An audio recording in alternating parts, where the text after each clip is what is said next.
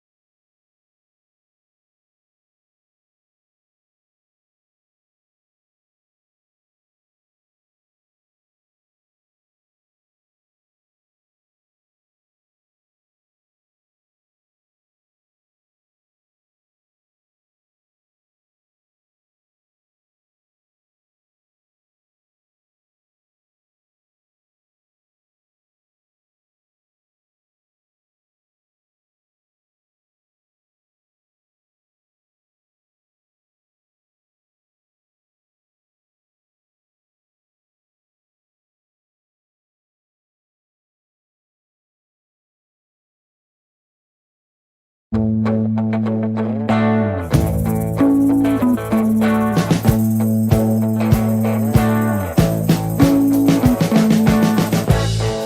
been living in sin so long, all the feels are gone. Fella stopped me on the street last night, said everything's alright. Roller coaster, make it through the day upright. It seems your meal ticket is gone, but life goes on. I could never imagine something better. Yeah, right. Now you're cooking on high heat in the middle of the street. Roller coaster, take me to a better time. Let's go! All sing your high line with the roller coaster of life. Yeah. It's time to all choose your timeline on the roller coaster of life.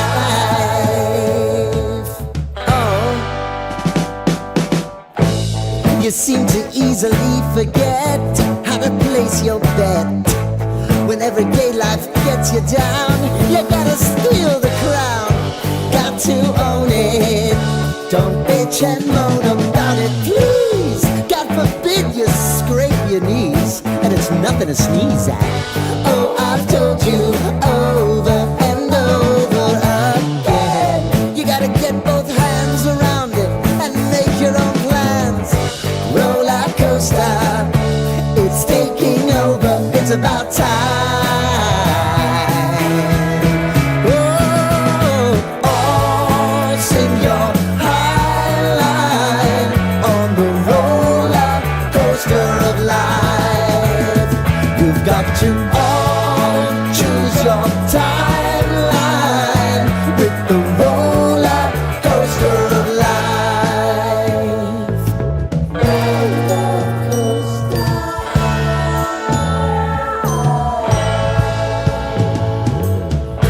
I want to go down the rabbit hole, down the rabbit hole of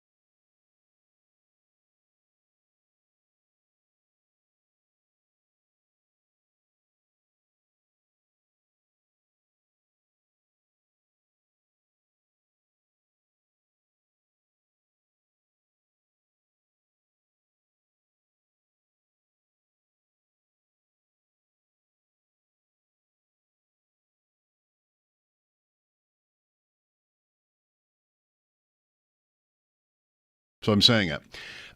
There's a lot of football news, and I've got two guests today to talk about teams that the Bills both play this year, and one, Kansas City, has its own news today. Rashee Rice likely to be suspended. Alex Gold will join me in a little less than half an hour. Also, Spencer German on the Browns. I think the Browns are interesting, too. Maybe the best team in the AFC, maybe the worst. I don't know. We've got Kansas City and Cleveland covered today. You know, that's not heresy. The Bills can be better than the Chiefs when they are, okay? I mean, I know the regular season, I'm not going to apologize. Did I? I did apologize. I shouldn't have. There's nothing controversial about saying that the Chiefs might be the best team in the AFC. I mean, I think to most, it would be laughable to even question it. But anyway, didn't really want to get into this already. There is a lot of news, and I'm looking forward to analyzing it and discussing it with you. The Open Championship. Brian will be on later. I've been able to watch a lot of this today, and I have a few quick observations. One, this tournament was played at this golf course in 2019. I don't know if I watched any of it because today it looks amazing and I don't remember anything about it. I know that Shane Lowry won and there were super low scores. I think it was kind of a runaway on Sunday. I don't remember watching any of it. Either way, I've loved how this has looked today, and it's NBC's crew that has it, which I think is a big win for viewers. Of course, that's debatable, but they're interesting and funny, and I've liked the broadcast today. Two, the flag sticks are thicker in Europe. Mike Tirico told me that today. Is it all of Europe? What are we doing about Turkey? I don't know. I don't know if this extends all the way to the Mediterranean, where, I don't know, it might not be quite as windy all the time as it's going to be in Northern Ireland, say. But one player hit the flagstick today, and Tirico said how he just quickly, in passing, said the flagsticks are thicker in Europe because of the wind. Did you know that? Did you know that flagsticks in golf come with different thicknesses? Did you know that? I did not know that. So I like that. I told you these would be quick. One guy wears two gloves. Aaron Rai, R-A-I, wears two gloves. And the announcers today told me he always does that. Bulldog he's not here. If he were, he would have something to say about this, because he, the other day off the air, asked me if when I was playing golf all the time, I noticed that one hand and not the other was getting like sunburned or tanned more than the other because one hand had the glove on so often from playing so much golf. And I told him I did not remember that happening to me, but maybe it did. And he said that it's happening to him, that one of his hands is darker right now because of all the golf he's playing. And he might be out there today, and he was out there yesterday, and he'll be out there tomorrow. So this guy, you can't stop him. That's another one. Aaron Rai, black gloves, both hands. How would that feel? I take my one glove, like a normal person, off when I'm putting, which you don't have to do. Maybe the double glove is a move here. Maybe that's worth trying. And 4, there's correlation between how old and or successful you have been as a professional golfer and how much you are willing to give the fans with a wave after a made putt. The legends guys here, the older guys, my guys, right? Lucas Glover, who's in contention, Justin Leonard, Harrington, the guys who have been around, when they make a putt, they make sure you know that they're grateful for your applause and support. There's no one's left hanging. The ball goes in, and long before they're even there to pick it up, there's the wave. Thank you. Hat tip. Maybe it's even like hand goes up and the wave. I mean, that's old school. The younger guys are now stooping to literally and figuratively a new low in the hand wave to thank the crowd for their applause. And it's gotten to the point where it's almost an indiscernible hand movement. Like the hand is down here. Again, benefit to the viewers. Sorry, you don't really need to see me do this. The hand is down here. The ball goes in, and it's like it's not a wave. It doesn't even get to the point where the hand is sort of cocked and facing the crowd. It doesn't even go that far. It's just sort of the tiniest little flip. It's not even a flip. It's a flick. It's a flick. This. And if you don't look for it, you won't even notice it. So that's a terrible job. Golfers are the number one, I would say, for coming off as genuine when showing their appreciation to fans. I mean, they're right there. The fans they can hear the fans. I mean, it's different than other sports. They're right there. Make the putt, put the hand up, give it a little bit of a wave, make it look good. And some of these young guys are giving the sport a bad name, which we don't need. I was thinking about this in other sports, and not all of them have, like football. What does football have for the players showing their appreciation to the fans? I mean, there's almost never anything. The football does the thing now. It's dumb. It's more like a hockey thing. Football does the thing now where after a turnover, the entire defense runs to the end zone and poses. That's not for the fans. That's for the defense. Like that's not this. I don't know what football players ever do to show, like on the field, to show appreciation to the fans. I mean, there's not much that's like specifically for that. Baseball has the pitcher being taken out after a good outing, tipping the cap. Baseball has that. The pitcher gets a chance to do it. Player hits a home run. There's really nothing for that. They point to the sky. They point to their heart. You know, it's really more of a me thing, or they're thinking of someone who's died, but it's not really about you. The pitcher does the hat tip. Golfers do the, thank you after a made putt, some of them. Tennis has, after the match is over now, this is also like another, we've got to do this every time because if we don't, tennis has the player wins the match and then walks back onto the court and waves to, I think usually it would be all four, sections, all four sides, the crowd in all four directions. Tennis has that. Don't always think that's sincere, actually.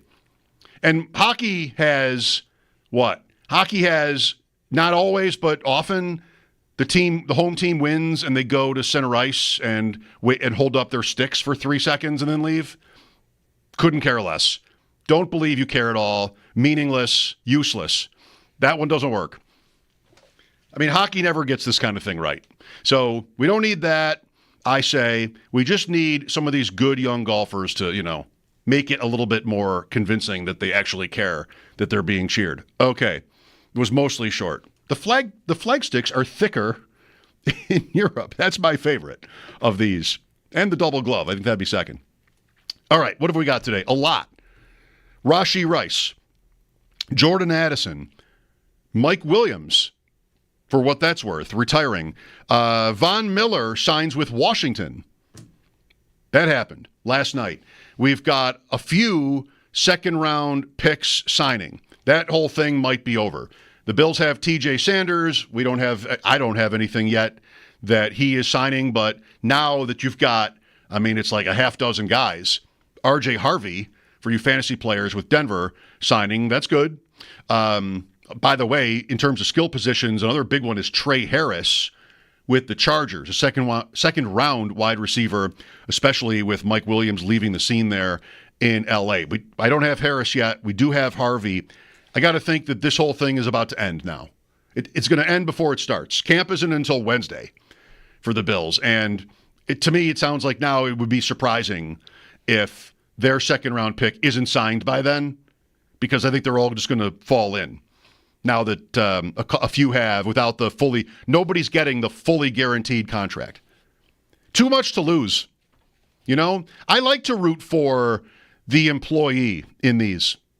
I like to take their side, The NFL has no real need for denying these players guaranteed contracts. Think for all the wealth there is in sports. The one league that will not guarantee your contract is the National Football League. I mean, that's embarrassing. So I want to be with the players, but it's one thing to feel that and say that. When it comes down to it, these guys, I mean, they would lose a lot.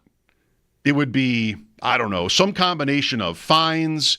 I know there's a lot of language about like what happens if they don't sign within 30 days of the opener and they can't go back into the draft. Just different. I don't even want to run it down, but I know that the second round picks had a lot on the line by holding out, and I think now I wonder if any of them will do it.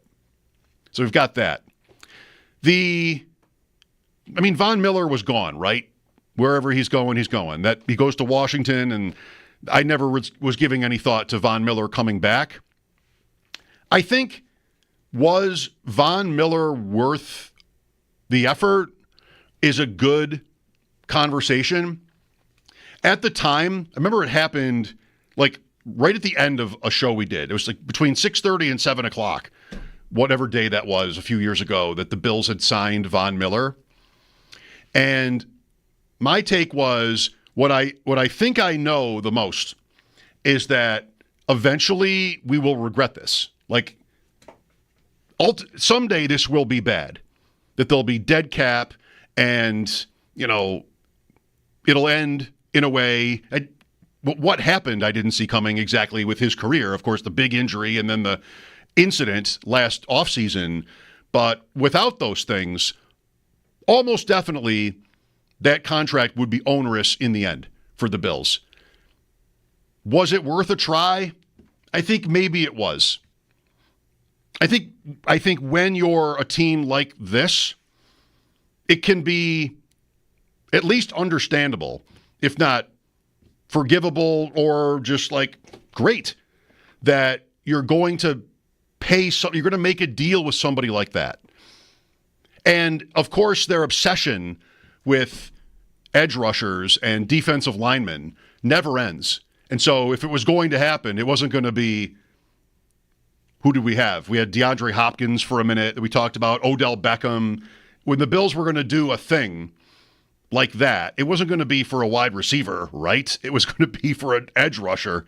And it could have worked out, but there were strikes against. I mean, there were reasons to doubt it.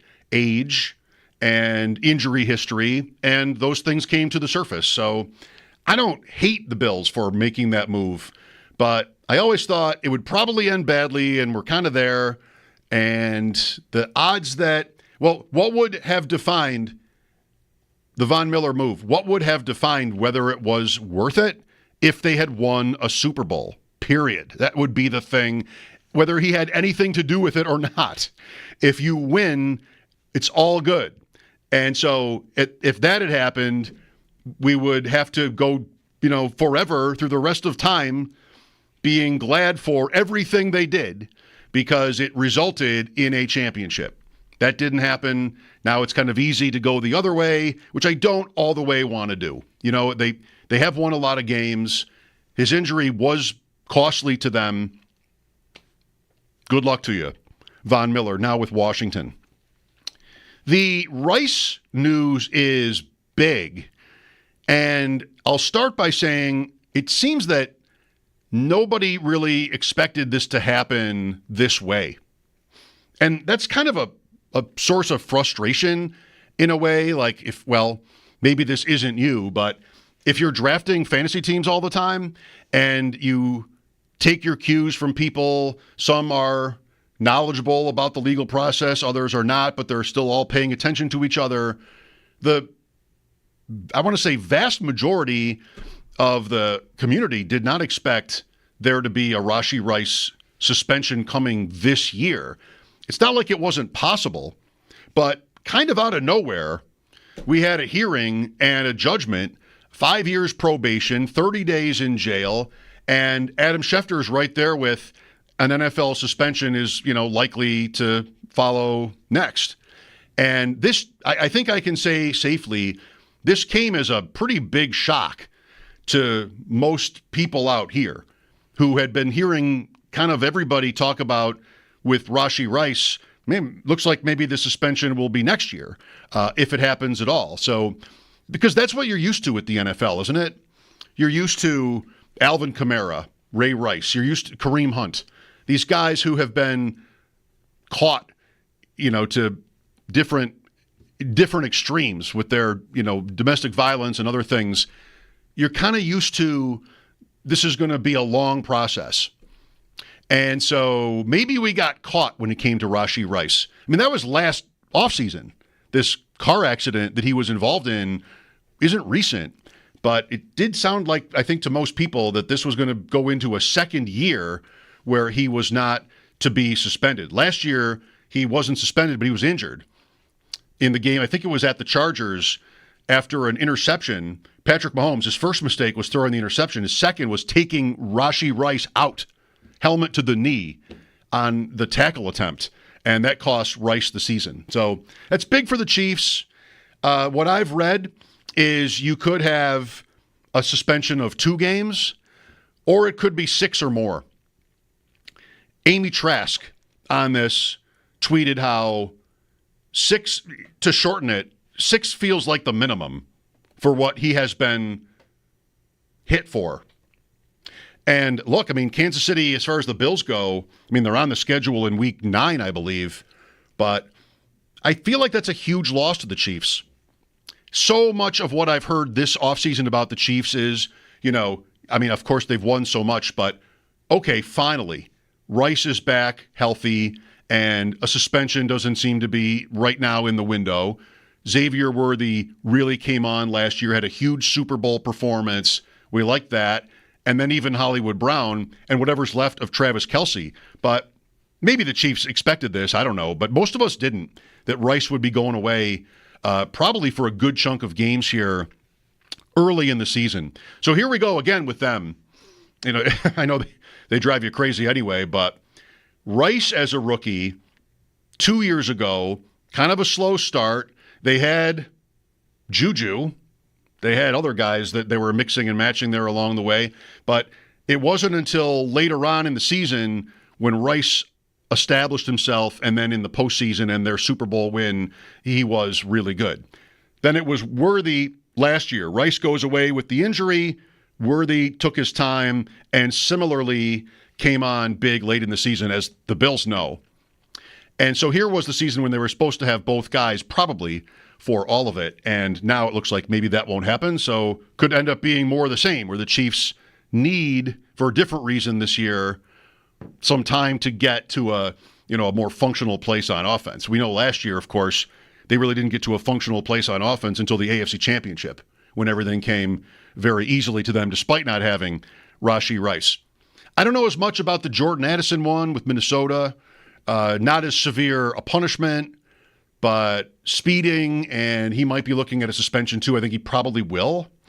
So you've got that to think of. The Vikings are not on the Bills' schedule.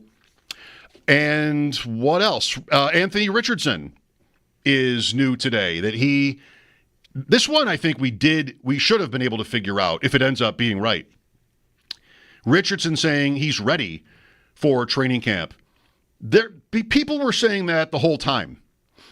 But what happened with him, because he's an easy mark, there was their coach, Indianapolis's coach, was, talking about the competition, and then Daniel Jones kind of seeming like he would be the favorite to start. And the latest injury thing with Richardson a month or more ago felt more to me like, or it was just piling on at this point, but not necessarily something where he will be out. He'd had an injury to this shoulder last year or the year before, and there was that. It all sounded kind of ominous about him, that he wasn't 100% yet, same shoulder, everything like that. But it didn't seem to me necessarily like he would miss camp. This is a lot. I mean, NFL Roundup, everybody. This is a lot for July 17th, when almost every training camp is yet to start. We're getting going pretty quickly here. The second round pick thing was a matter of time, and that does make sense that this would break right on the verge of NFL training camps. But the legal stuff, I don't think had to happen at any particular time, but we're getting it right before the season. This will shock you, but I did have a couple of James Cook takes today that I'll get to. I'm going to have to squeeze them in now that I've spent the first 20 minutes talking about flag sticks and the news of the day. I guess that's not so bad. Alex Gold coming up from the Fan in Kansas City on what the Rice news means to the Chiefs and an outlook, a look ahead to the season. It's always good to do with Kansas City, right? I mean, they're so in our heads. So I always look forward to our chats with Alex. Spencer German on the Browns as well. My guy Davis Maddock from ADP Chasing tweeted a day or two ago, what would your odds be? How would you handicap who starts the most games at quarterback this year for the Browns? And I think you could get 10 different people to give you 10 different answers on how to rank 1 to 4 the likelihood that Joe Flacco, Kenny Pickett, Dylan Gabriel, Shadur Sanders, who will start the most games for them and who will start the least. So we'll get Spencer's opinion on that. I also kind of think that maybe the Browns are going to be a little better than the Vegas stuff. I mean, Vegas has them as the worst offense in the league by points per game and maybe the worst team. I don't know. I'm open to hearing different on Cleveland. All right, here we go. Brian Kosiel as well on the golf tournament. Mike Schopp here with Alex Gold next. Bulldog is off. This is WGR.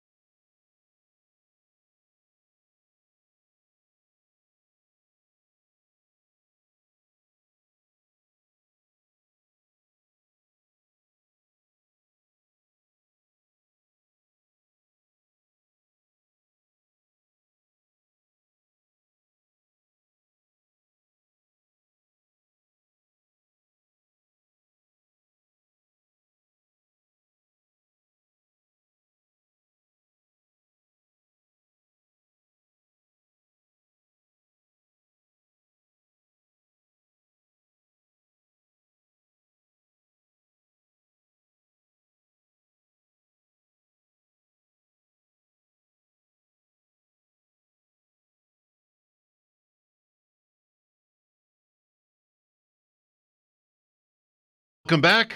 We're good. The lighting's good. The golf is good. Except for they said today they were playing 6-hour rounds. Oof. 5 is unmanageable. Did you ever listen to Michael Kay when he was on the radio before he ended up on Yes?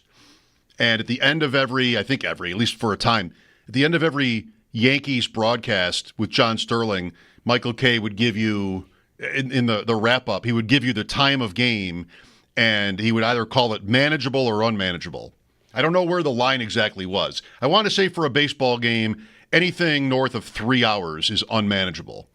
That's how I feel. And, baseball apparently has felt accordingly because they've shortened the games. But now they even have swing-offs. Swing-offs. But he would...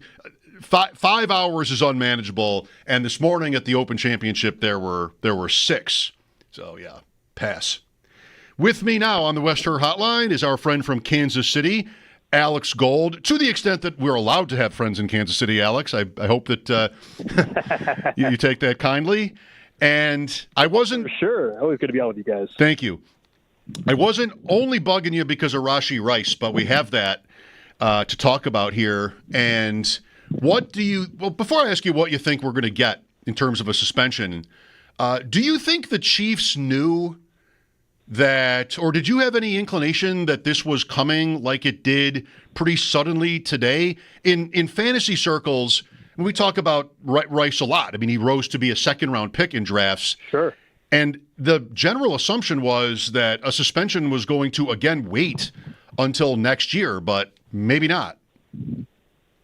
Right, and that's the thing. We were surprised by the news today. Not that he would never get suspended. We all understood that at some point he will get suspended. But in terms of this year, the fact that it was already July 17th, you kind of thought, all right, this is going to get pushed back another year. There was no court date on the docket. And little do we know behind the scenes, obviously, they were clearly working on a plea agreement. And after today, the criminal side of things is wrapped up. And the civil suit also was wrapped up yesterday in Dallas County. So, yeah, it was surprising just that it's happening this year now, I guess is what I would say. Right, and pretty sudden in that way, like right before camp here. Were you of the mind that with Rice back from an injury too, like we don't yet know for sure what kind of physical state he'd be in coming off the knee injury, but probably good to go. And then with Worthy and even Hollywood Brown, whatever Kelsey is, the Chiefs were maybe primed a little bit to sort of become the Chiefs again with everybody sort of ready to go. And last year, I mean, it was a Super Bowl appearance, of course, anyway, but the offense for that team mostly really struggled. Absolutely. It's funny, Mike. Our lead today on the show was, hey, if all this happens, can they be a top 5 offense again? And then 25 minutes into the show, that the news comes out that Rice is going to, probably be suspended because this legal stuff is wrapping up. And so if Rice misses more than, 4 games, I don't think there's any way they can be a top 5 offense. I don't see it. But last year, as you alluded to, Rice gets hurt from week 4 on. Hollywood Brown's already hurt from preseason, so they're relying on a rookie in Xavier Worthy and Travis Kelce to be a bigger factor than probably he should be at this point in his career. And so I still think even with a Rice suspension, and we can get into how long it might be, even with that, I do think as it sits today with guys healthy, they are better positioned because Brown is good, Worthy's in year 2. They maybe at least will get left tackle play to be average. Josh Simmons, if he pans out their top pick, maybe it's above average play. So I think they're better than last year offensively, but the conversation about top 5, I just don't see how you can really have that if Rice is going to miss 4 to 6 games or something like that. Would you take 4 games? Do you think that would be, would the Chiefs settle for that? So some rumblings in town here is the Chiefs, maybe it's their optimistic view. They think 2 to 4, maybe. Okay. I think it's 4 to 6. It's tricky because we all know, this is not, Jordan Addison obviously had a DUI. This is not a DUI, but it's also a very serious traffic incident that was caused by him that injured some folks, and he left the scene of the accident. So, what does the NFL view that as? Is it if a DUI is 3, this is where it gets kind of gross when you talk about punishments and thinking morally what's good, what's bad. It's kind of ugly. But is it viewed as worse than a DUI? I think maybe it is, but that's where I get the 4 to 6 game range heading into this season for the Chiefs to be without Rashee Rice. Mm-hmm. With Alex Gold here, the Fan 96.5 in Kansas City. I'm Mike Schopp. Bulldog is off this week. Well, let's go back to what you thought maybe their offense could be with everybody in there, because a part of that is whether they want to go back to the last Mahomes MVP year and, really sling it. If they want to play that way, would last year have been for Kansas City sort of a reason to go back to that more down the field style of offense? Or, Alex, they were 15-2 and went to the Super Bowl again. Do they think what they had was broken, I guess is one way to ask. Well, no, so I don't think they do. I think their off-season actions this year, Mike, kind of tells you that last year they thought if they would have had Brown, Worthy, and Rice on the field together at the same time for a majority of the season, they think that was going to work. The offense was going to run through Rashee Rice, and then once he was out along with Brown from preseason, then Travis Kelce was asked to be that guy again. And I just don't think that's where he's at in his career. He can still be an unbelievable number 3 option or so in this offense, maybe even a number 2 now with another suspension for Rice. But that was I think they looked at their plan and said, we had the plan. Our left tackle, was a second-round pick last year, and they're saying, hey, he turned out to be a disaster. We had to bench him 2 games into the season. Then we had to bench the other guy.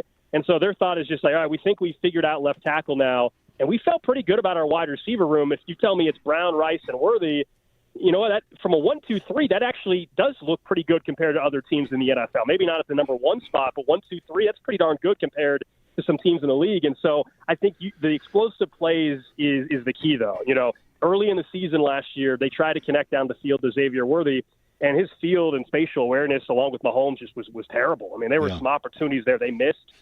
Can they connect on those? We obviously saw it in garbage time in the Super Bowl a little bit, and have some people thinking maybe. But yeah, the explosive plays have to come back. They've been really leaning on the defense the last 2 years, and that's not to say it hasn't worked, as you said.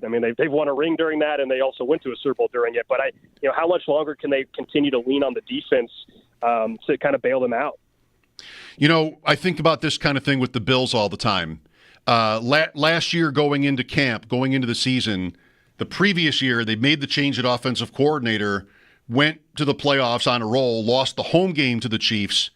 And my opinion was, why should they want to change anything? Why should we expect them to want to change anything? They ran the ball a ton after that change. They won out, basically, including a win over the Chiefs in the regular season. And I would think that they would think that worked.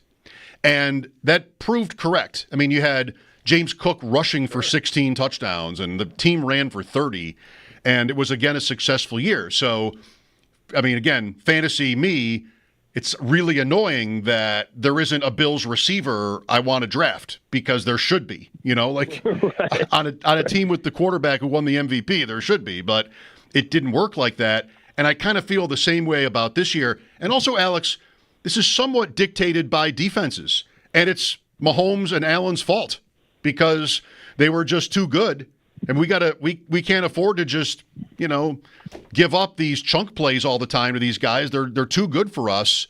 We got to see if they can drive the field. These 12-play kind of drives, and that isn't so easy sometimes. So that's why I really wonder about the Chiefs with all the team success they've had, if they want to change their identity, so to speak.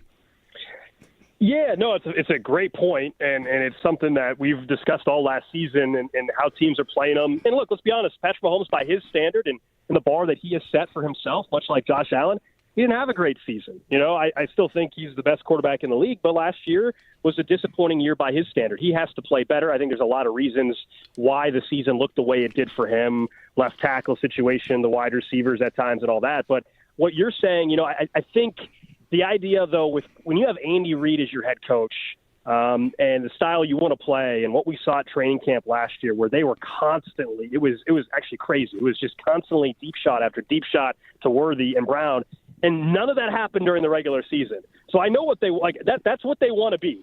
They were not able to be that because of some of the reasons we've highlighted, but there's no doubt in my mind Andy Reid wants to be a big play offense. There's no question, but I think they did a decent job at last year, despite frustrating fans and sort of those who were betting on them or playing fantasy football. Is they played a style that was complementary to their defense because they kind of had to, because they didn't have some of the big play weapons. And, they were still dealing with, throughout the last year or so, the wide receiver room that, at one point still had Kadarius Toney in it and guys like that. So I think if Rice's suspension is minuscule, this ends up being kind of best case scenario that you missed the beginning of the season, and then you have the grouping of receivers you thought that was going to be capable to bring you the big play offense. And I would expect that to show some signs of life once he returns. Don't take this personally, but it's exasperating to look at and think about. The Bills averaging 30 points a game last year. The Chiefs went past 30 points once, and that was in the AFC Championship in the win over Buffalo. What it is. The Bills have shorter odds to win the AFC, to win the Super Bowl this year than the Chiefs do. And I think that that's probably mostly the state of the two divisions, that the AFC West looks pretty tough at this point, especially if you like the Raiders at all, which I kind of do. And the AFC East does not look ready for prime time here. Do you think that that's right? And how do you see the AFC West? I think you're spot on about the division. I mean, we all saw what a 10-win Bronco team, 11-win Charger team, and there's some reasons to like what the Broncos did. I certainly do in the offseason. I think there may be some limitation with how much better Bo Nix can be than he was last year, but still that's going to give you some fits. This is the division the Chiefs have won 9 straight years. At some point they won't. I saw the Chargers news today about Mike Williams retiring. I have questions still offensively about the Chargers and what they're going to be able to do in their aerial attack. But no, it's going to be every divisional game. I'm maybe not with you on the Raiders as much, but every divisional game, Broncos, Chargers, I mean, that's the coin flip type of game. The Chargers obviously get the Chiefs in Brazil the first game, which I actually think is good for the Chargers versus L.A., where Chiefs fans have taken over that stadium at times. So, yeah, it's going to be a grind. I think the East, I'm kind of with you. I mean, unless the Patriots really, really take a huge leap, I just don't see it from anybody. I'm kind of out on the Dolphins at this point in time. We've seen that charade at times for the first month or two, and then they fall apart.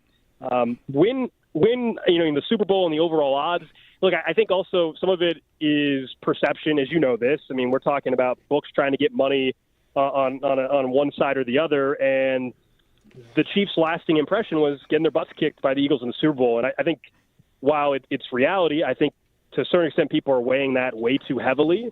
Like, it's the Super Bowl, it's a huge stage, they stunk, but people thinking that that's just kind of what the offense and what they are now, I think that was a terrible matchup that the Eagles are able to exploit, more so than any of us realized here in Kansas City, obviously.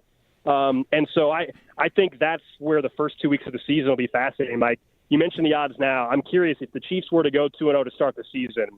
I think we're going to laugh at what the odds are going to be at that point in time. I just think some people have made a mistake thinking the Super Bowl now is like that was the flat-out end of the dynasty. I still think the Chiefs, much like Buffalo and Baltimore, are going to be running the AFC.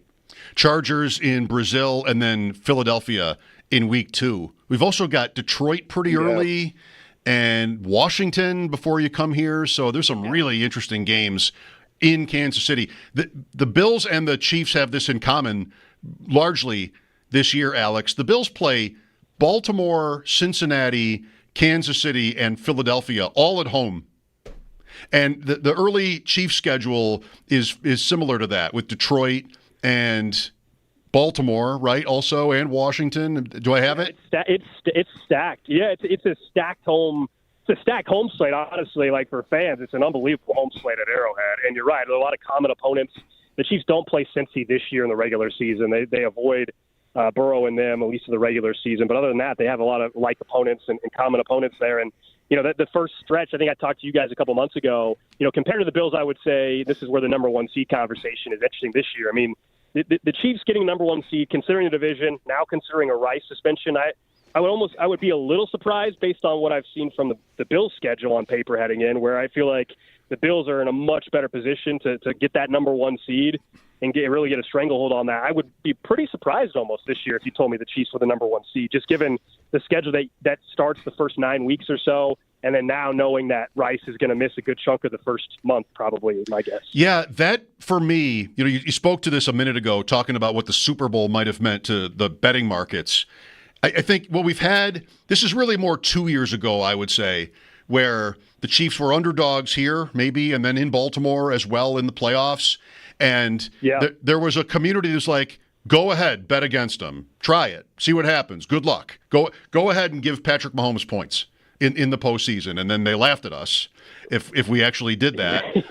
And, now it feels a little bit like that where maybe that's the question again, is whether you have the courage to pick against them, because like you said, they're not going to win forever. And it did feel a little bit like an ending last year. Or at least you could say that. Yeah, I mean, I get that outside of Kansas City, no question. I mean, that's as vulnerable as they've ever looked. And so you smell blood in the water, and you say maybe they're not that team anymore. I personally obviously think that's a mistake, because they come back with a quarterback that still hasn't turned 30 yet. That, to me, is still the best in the league and the best head coach in the league. And I think their O-line at left tackle is actually going to be better. And a wide receiver room that comes into the season, even with the Rice suspension, that actually is in better shape than it was last year. So that's where I guess I don't get it, other than unless somebody really thinks the Broncos or the Chargers are taking that huge leap. But, the Chiefs won 15 last year. They're not winning 15 again this year, but even if you think they lose 3 more games, okay, that's a 12-win team. One of those, the couple of those 3 better be against the Chargers or Broncos, because otherwise I don't think the Chargers or Broncos are a 14-win football team. So that's my only hesitation for those that think they're falling back. Do we think the Chargers or Broncos are winning 13, 14 games? I don't. I think they got to get to 12 and hope a tiebreaker breaks their way. I wonder if it will be one of these years where 12 is the 1 seed, like that Tennessee season. Well, yeah, true. The Bills get the NFC South too. So really, they have no excuses, I think, at this point, with all those marquee games at home, the weak division, and then, your share of the Panthers and the Saints here on the schedule this year. Just a couple more minutes with Alex Gold. You're not in on the Raiders hype at all, huh? No, look, Geno Smith, I feel like it's been an unbelievable story for him. But last year, I thought he was very average. Now average is better than what the Raiders have had. I just like Brock Bowers is a stud. He's gonna run this league for a while at that position. Ashton Genty, I think he's gonna be a 1,200-yard back. I just still think quarterback play, and even in the secondary, I have some questions about what they're gonna look like. To me, Pete Carroll has raised the bar to the point where they're going to be respectable. They're not going to be a laughing stock. But what's that look like? Is that a 7-win football team if everything goes right? That's kind of where I'm at. I don't know where you're at on the Raiders and the actual win total. I'm like, if everything goes right, I think they're like a 7-win football team. Yeah, the line is around there, or maybe 7.5, that kind of number. I don't know. I don't love it. I'll say that. But I do like, again, fantasy player speaking, I do like the idea of Chip Kelly running that offense. Geno Smith has been super accurate. Bowers is great. Myers is pretty good. Genty could be great right away. And I don't know, after that, it's a guess. But I like the idea of their offense, actually. Yeah. I mean, it hasn't happened in decades, right? The Raiders, when were the late Raiders last, fun? So I guess probably when Derek Carr was an MVP candidate in 2016, maybe, or something like that. Which was a total fluke, and that ended immediately. Do you have one more for you?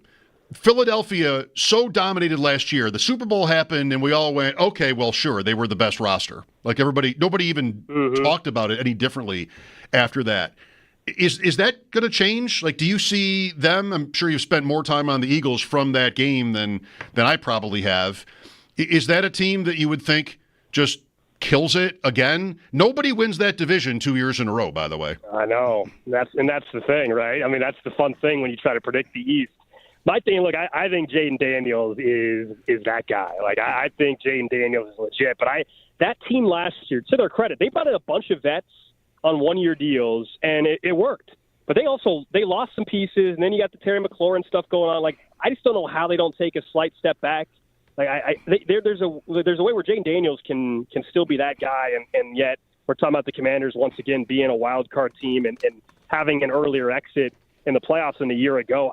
I'm very hesitant on them. I actually think the Cowboys are going to be better than people think. I know it's easy to hate on the Cowboys, but I actually think they're going to be more competitive. I'm still a Dak believer. I think he gets hated on more than any other quarterback in the league. I don't get it. I think people forget that 2 years ago he was finished second for MVP voting, I believe. Yep. The Eagles, their roster construction is too darn good for them to me just to fall off. I mean, I think they still are the team to beat. The only other team I would throw out there that I think could give them a run for their money, and this would be, it's not even a bold pick at this point because I feel like everybody's starting to jump on them. I still think one more hurrah for Matthew Stafford and Sean McVay together there with the Rams. I think that those two studs defensively last year, now going into year two, I'm a big believer in the Rams this year. They'll be a team to me that will be right there with the Eagles. Interesting. When you started down that road, I thought you were going to say San Francisco.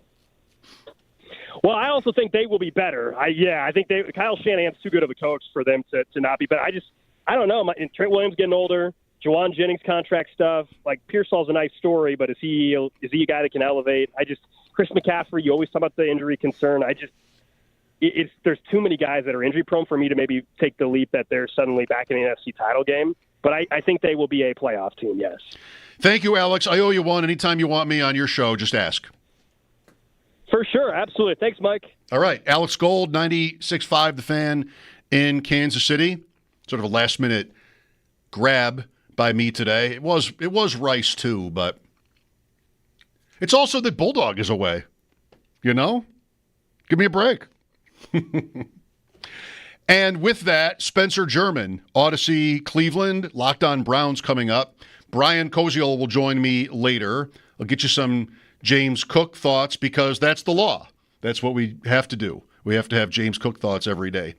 Camp opens on Wednesday. There is lots of news around the league today, some of which I talked about already, including Von Miller signing with Washington.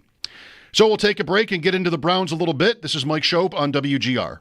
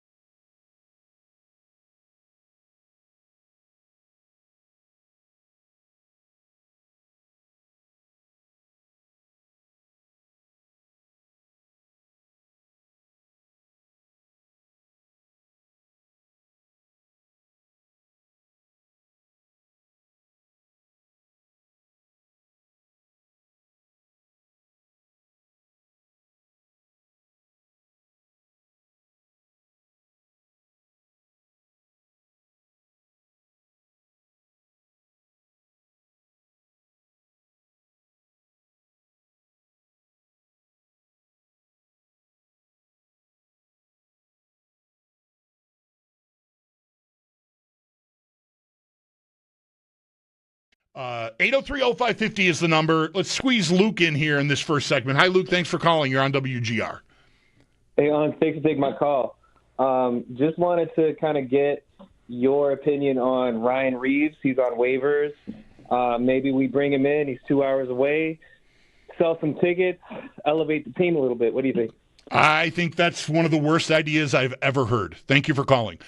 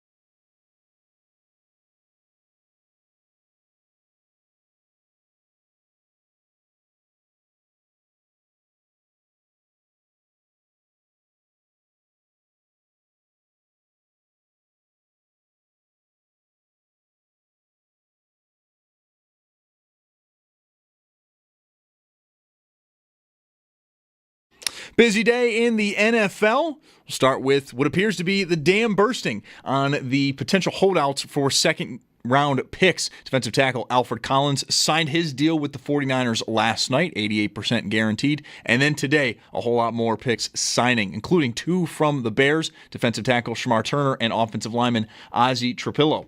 Ravens edge rusher Mike Green and Broncos running back R.J. Harvey are also the other 2 that have signed their rookie deals today.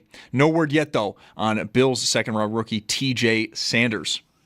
Chiefs wide receiver Rashee Rice has been sentenced to a 5-year probation and 30 days in jail following his role in a multi-car crash in Dallas during the 2024 offseason. A suspension is expected to follow for Rice. Another wide receiver suspension also expected to come down is for Vikings Jordan Addison as his DUI case concludes with a fine and probation. And then Chargers wideout Mike Williams did announce his retirement from the NFL today after 8 seasons. Chargers also got camp underway earlier this morning. And then the Open Championship underway in Northern Ireland. Logjam at the top, 5 players tied at 4 under. Brian Kosiel will join the show at 5:30 for more on today. That's your Paddock Chevrolet Sports Update. Paddock Chevrolet celebrating 90 years of being your hometown dealership. I'm Zach Jones for WGR Sports Radio 550.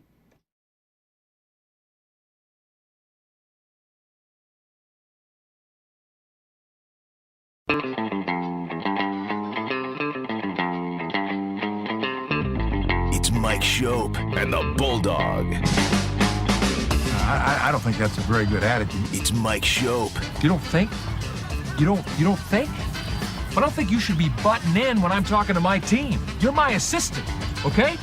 You're supposed to back me up and go get me juice boxes when I tell you. Now go get me a juice box. You know who you're talking to. It's the Bulldog. I'm talking to the juice box guy. You're crazy. I'm not crazy. I'm just thirsty. Why don't you go to hell? No, you go to hell. While you're there, why don't you grab me a juice box? I'm no juice box boy, I'll tell you that. Yes, you are. No, I'm not. Yes, you It's are. Mike I'm not. Schopp You and the are. Bulldog on WGR Sports Radio 550. Here's one more thing quickly I should have mentioned. Observations from watching the Open Championship today that I didn't mention earlier. I gave you a 4 or 5, but what I didn't think to mention then was another good one. So one of the 5 leaders is an American player named Harris English. And I heard Dan Hicks talking about how he has a new caddy this week because his regular caddy was denied entry into Northern Ireland because he served time. And he said how this caddy had been at the Open 10 or 11 times previously, but there's a new law in the UK where I guess if you have served time, you're not allowed in. So here's Harris English where he has to grab a new caddy, and he's tied for first. And I'm thinking that maybe, I wonder if the player at all is thinking, like, wow, this was different, and I was able to sort of, like, clear my mind or something. Not because of the prison term or anything, just because there was somebody different. That happens, you know. You just end up with a new caddy and you win. Or I was thinking about how the regular caddy might have been rooting against his guy because now, like, Dan Hicks kind of went on about it, how the guy had been in prison and, you know, really, hey man, I didn't need that. That's behind me. And I'm just trying to, you know, live my life and watch this tournament and root for my friend, but now my phone is blowing up because you had to go and tell everybody that, I don't know, probably should not think of it that way, but I might be the type where it'd be like, oh man, can we win next week? So not everybody is talking about my past. That'd be okay. Brian Kosiel later. Now on the Wester Hotline is Spencer German, 92.3 The Fan in Cleveland. Locked on Browns. Spencer, glad to have you back on today. How have you been? Yeah, it's good to be here. Appreciate the invite. It's been good. Had a couple of relaxing weeks on vacation and getting geared up for training camp. So it's always a whirlwind kind of getting back into it once you get back from vacation. What do you do with your time off, if you don't mind my asking? Yeah, so actually I came your guys' direction I went a little farther, but my wife and I got married in Lake George, New York, up in the Adirondack. Yes. So we often, every couple of years, we try to get back up there. We have a toddler now, he's 3, so try to get him to experience it. So we were up there for like a week. We came home middle of last week. So it was nice. It was nice to get away for a little bit. and now it's kind of back to reality. That's a funny coincidence. My son has a lacrosse tournament there this weekend. He's there now, and that's a highlight on the calendar every summer. There you go. It's about the biggest one I think I know of. I think they have 36 fields or something running lacrosse tournaments all weekend. So yeah, it's a biggie. That's awesome. Anyway, it's beautiful up there. Yes, it is. Yes, it is. So Spencer, I think I have a little bit more favorable opinion of the Browns than most, but I'm not sure really what that is to say, because so much of the talk is so pessimistic about them, and that starts at quarterback.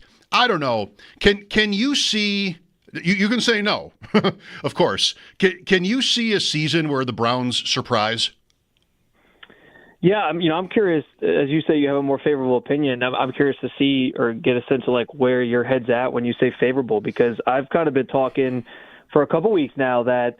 Listen, I get it. When you go 3-14, when you have the season that the Browns had last year, when you're one of the first picks in the draft, no one's looking at you the following year and thinking like, oh, this team's going to surprise. No one's giving you the benefit of the doubt, frankly. Mm-hmm. So I understand where all that comes from. But being closer to the situation, on one hand, people could say like, well, you're biased, but on the other hand, I do think like, given how bad that offense was last year, just having a competent offense. I mean, they were the worst team in football last year in terms of scoring touchdowns. They scored 29 touchdowns last year, which is just absurd. Like if they just have a competent offense, an offense that isn't going 3 and out all the time, an offense that can at least, make some games interesting. The problems last year, like any problems the defense had, everyone looked at the defense from last year and said, well, they regressed from the year before, which when you're the number one defense in football, that's bound to happen anyway. But they didn't really regress as far as I think people thought they did. I think it was more so just the offense put that defense in so many bad situations last year, turnovers, not giving them a good rest on the sideline because they were going 3 and out so consistently, giving the other team short fields. All those things, I think, hindered the defense's ability to keep games closer than they tried, but they couldn't do it for extended periods of time. And I think that's part of the reason why you end up 3-14. I've kind of said, listen, I'm not predicting the Browns to be like a playoff team or anything crazy like that, but I think if you won 3 games last year with how bad that offense was, and you get an average offense this year, I don't see why the Browns, with a roster that not so like as recently as a year ago, we were talking about the Browns as a roster that should have been one of the best in football or was one of the best in football. I can see like 6, maybe 7 wins being something that this team accomplishes, and that kind of puts you in, I think, like the middle tier, the middle of the road in the NFL. So I think for a lot of people that would be surprising. Certainly if they were in that wild card picture late in the season, that would be the most surprising of all. I'm not going that far, but I do think like 6-7 wins is pretty reasonable if they can just have a better offense and the defense is at least comparable to what it was last year and has a unit that can actually kind of complement it better. Mm-hmm. I mean, the schedule isn't great. The schedule does us no favors here. But, you're very close to where I am. I'll get a little bit more specific in a minute. You did mention turnovers, and with the Bills, we have, the Bills have been so good. Part of their season last year was that they were, I think, maybe even exactly first in fewest turnovers and takeaways. So, I mean, that's going to help. And there is some randomness in that I want to consider when trying to predict this year. The Browns were the rare team that threw more interceptions than they threw touchdown passes. So they were last in the league in interceptions thrown, and they had 4 picks themselves. Last. Fumbles I think are more random than picks, but still, like that has to get better. Yeah, and there's been a point of emphasis from a lot of the guys on the defense about that. You mentioned the 4 interceptions. What's interesting is I can remember multiple occasions last year, probably like a handful of times, probably like 4 or 5 times, where guys had like a ball in their hands and they just couldn't hang on. Denzel Ward, I think, dropped 2 or 3 of them last year, and Denzel Ward's such a nice guy. Like he always jokes. He can be self-deprecating. I think he had a joke at one point about like hitting the jugs machine and trying to get better at catching the ball. And there's always that old cliche about you're a DB instead of a receiver in the NFL because you can't catch. Yep. So like that was definitely a problem for them last year. I think they recognize that. You're right about the randomness of turnovers to a degree, but some of that is created by what a defense is doing, and this Browns defensive front is very much going to be an attacking front this year. They generally have been that in the past, but they've really leaned into that even further, I think, with the moves they made this offseason. And so being able to sort of generate those mistakes and opportunities for the secondary guys to make those plays, there should be plenty of those coming their way. They just got to hang on. So, yeah, listen, if they can cut down on turning the ball over, that's a huge step in the right direction anyway, even if the secondary can't. Or even if the defense can't create more turnovers, but certainly both those things trending in the opposite direction than they did a year ago would help their cause in getting to sort of this middle-of-the-road season that we're sort of talking about here. Right. Spencer German, my guest here on WGR. I'm Mike Schopp. Bulldog is off today. So it's fun to try to predict, quote fun, to try to predict how the Browns quarterback starts will add up this year. Like, who do they start with? When does it change if it does? And then does it change again or even another time after that? You got 4 guys here. Do you have any sort of broad stroke expectations for what they want to do? Like what's best case? Or maybe it's a different answer. Best case for this season and then maybe best case for the organization would be something else. So I think that's two different. I think it's like what I expect to happen and what I think is best for the organization, I think are two different things. Like what is probably best for the organization, in my opinion, would be starting one of the rookies from week 1, seeing how it goes, and if he struggles, then go into the other rookie so that you maximize the amount of games that you get out of those 2 guys and can really get a picture of, okay, do we have something here? Do we need to draft a quarterback in next year's draft? Because right now everyone's kind of expecting that's the plan anyway with the 2 first-round picks they have, that they'll either trade up and get a guy or they'll be so bad that they'll be in position to get one, and they'll just draft their franchise quarterback next year. But I think it's kind of silly. Like, why draft 2 quarterbacks if you're not going to try to evaluate them the best you can? And I understand, like, there's always that understanding that the team and the coaches, they're with those guys every day. They have the best sense of what they are, what they bring to the table, even more so than we do. But there always is a difference between practice and at the team facility versus in a live game setting. And so I do think that stuff matters. So if you want me to answer that part of it, it's like I think that's probably what would be best for the team, just to get a full evaluation. But what I think is going to happen is that they're going to start one of the veterans. My estimation would be that they would probably trade the other one, like the other one becomes trade bait, whoever loses that job, and then they keep the 2 rookies on the roster to start the year, and they have 3 guys to sort of start the year, with the rookies kind of duking it out for that primary backup spot, the veterans duking it out for the starting role. I still feel that Flacco is going to be the guy they settle on when it's all said and done. He basically had like a first-round bye during minicamp. He didn't take a lot of the first-team reps because, frankly, they know what to expect from Joe Flacco. He was here not just 2 years ago. He knows the offense. He knows what they're going to ask him to do. He's a 17-year veteran. All 3 other guys are either getting acclimated because they're rookies or haven't been in the system before, like Kenny Pickett, and so they're trying to learn on the fly. But there is a lot of buzz, speaking of Kenny Pickett, about Pickett and the fact that the coaching staff and the organization is pretty high on him, part of the reason why they traded for him this offseason. So there are a number of people, like if you asked me, if you polled like the mass of our media contingent here in Cleveland, you'd probably get like a 50-50 split on who they think is going to start between the 2 veterans at the start of the season, just because I think there is a lot of hype around Kenny Pickett in that building. But I just find it hard to believe that if their goal here is we're going to try to win while also rebuilding, you have a locker room of guys you got to sell that too. You have a locker room of guys that you're trying to sell like winning to, and I think Joe Flacco is going to ultimately give you the best chance to win it. And frankly, for an inexperienced team, I think Joe Flacco is going to make guys around him better. Like with a wide receiver room that's Jerry Jeudy and kind of this island of misfit toys, young running backs, young tight end that's now part of this conversation. Like you could use a guy like Flacco who I think it lifts guys up rather than Kenny Pickett, who I think is kind of a mystery in that regard. Yeah, interesting. Pickett, I guess, maybe to put it another way, is almost middling it by the Browns in a way that works for everybody. I mean, relative term, but works for everybody, where you've got some experience and it's, I guess, for what they have, passable as an idea that we're trying to compete. And he's also young, so maybe you can fall into a quarterback you want to invest in. I mean, that's a long shot, I would say, but still, it gives you both things, I think. If you're trying to convince the locker room that you're serious and, be thinking about what might be best for the future.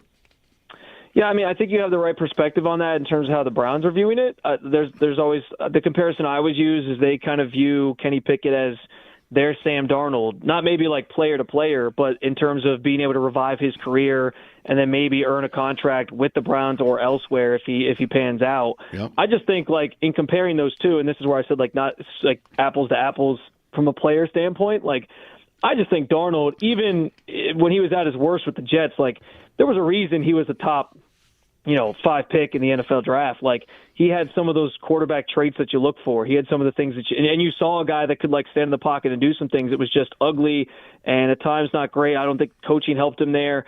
And then he got with the right coach and situation. It turned out. I don't know that Kenny Pickett has like those gifts. I also think like Kenny, I think last year thrived in an offense when he had opportunities with the Eagles that was more spread and use him as a runner. And Kevin Stefanski is more of that outside zone run, play action style offense. So it's interesting. There's some different dynamics there. I still think because of as I just laid out, like Flacco makes the most sense, fits the best. But I do see the connection on like why they'd be excited about a guy like Pickett and giving him a chance to kind of revive his career. And they believe that they have the right coaches in place to pull that out of him and maybe have him have that same result that Sam Darnold did this past offseason. I'll get to the schedule again here, Spencer, because you could put the Browns schedule in a different order and maybe end up in a different place at what the quarterback plan should be.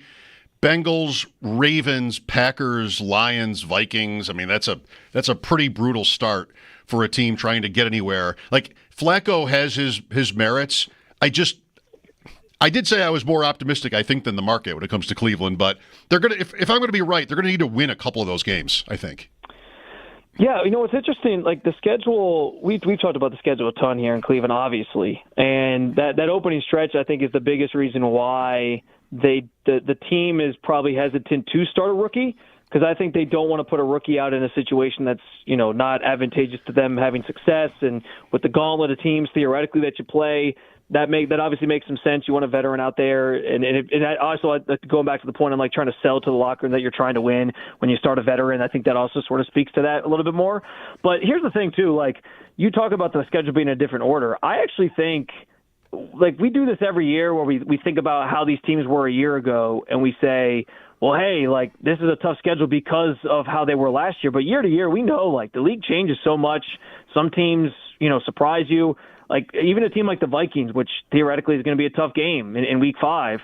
J.J. McCarthy's their quarterback now. Do we know for sure that like he's going to be what Sam Darnold was, or he's going to be great? Like there's questions there, right?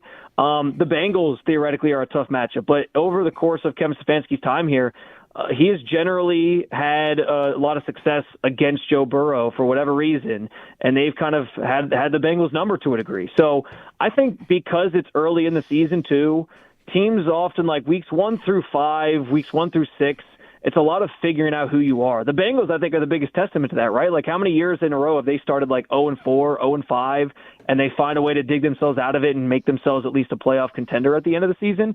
So I actually think, yes, it's tough based on like what we know about these teams that they play at that stretch, but it also might be the best time to play some of those teams because if a team like the Bengals or the Ravens or the Lions get off to a slow start because they're trying to kind of get their feet underneath them, you are kind of in a situation where maybe the playing field's a little bit more level if the Browns start the year hot, and they can maybe sneak up on some of those teams and get a win. So I think sometimes we blow that out of proportion to a degree. Mm-hmm. I do agree it looks like a tough stretch of the schedule and is probably going to play into their quarterback decision. But I also wonder if this actually maybe works in the Browns' favor a little bit. That opener against Cincinnati 2 years ago that the Browns won, they gave up 6 first downs. The Bengals could just do nothing in that game. Yeah. And, so right. Who knows what teams are going to look like once we get there. With Spencer German, so the Giants are talked about a lot as a team that when it comes to their coach and GM, they have to win. So it's not too dissimilar. They've got Russell Wilson, they've got Jameis Winston, and then they went and drafted Jackson Dart in the first round. They, by the way, also have, it's a harder schedule, which is pretty cruel considering how bad the Giants have been, but it's awful. So I think most people think it's just a matter of time before they get to the rookie, but there is that sense that for the coach's sake and maybe also the GM's sake, they have to win games. and that sort of factors into how people see what the Giants are going to do. Is that, in your opinion, similar to how it is going to go with the Browns? I mean, Stefanski's won Coach of the Year twice, I think. Is he under pressure to win? It's actually a really fair question from like an outside market, because I do think most other markets in the NFL, even on a national level, they're going to look at the Browns situation and be like, how is Kevin Stefanski not sort of on a hot seat, right? Like 3-14 last year, took a major step back with a roster that was supposed to be good. They've obviously missed on the Deshaun Watson thing, and that's where even Andrew Berry's seat maybe comes into question. But what's interesting is the feeling here in Cleveland is that this is kind of a 2-year trial run, 2-year rebuild situation for both those guys. Jimmy Haslam at the owners' meetings in March, he sat down with a small contingent of media and talked about the Deshaun Watson thing and called it a big swing and a miss, were his exact words, and that they have to dig themselves out of that hole now.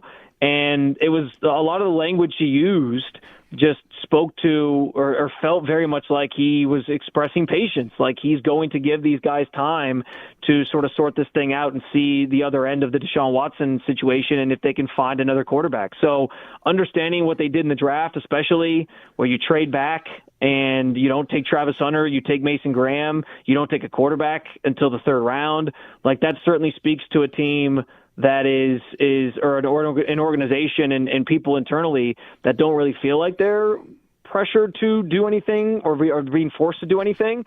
So I think they sort of feel like they have a little bit of a leash here. And I think that I'd be shocked if they fired anybody midseason. Obviously things can change, and I'm not saying it's been told to them like you guys are safe no matter what.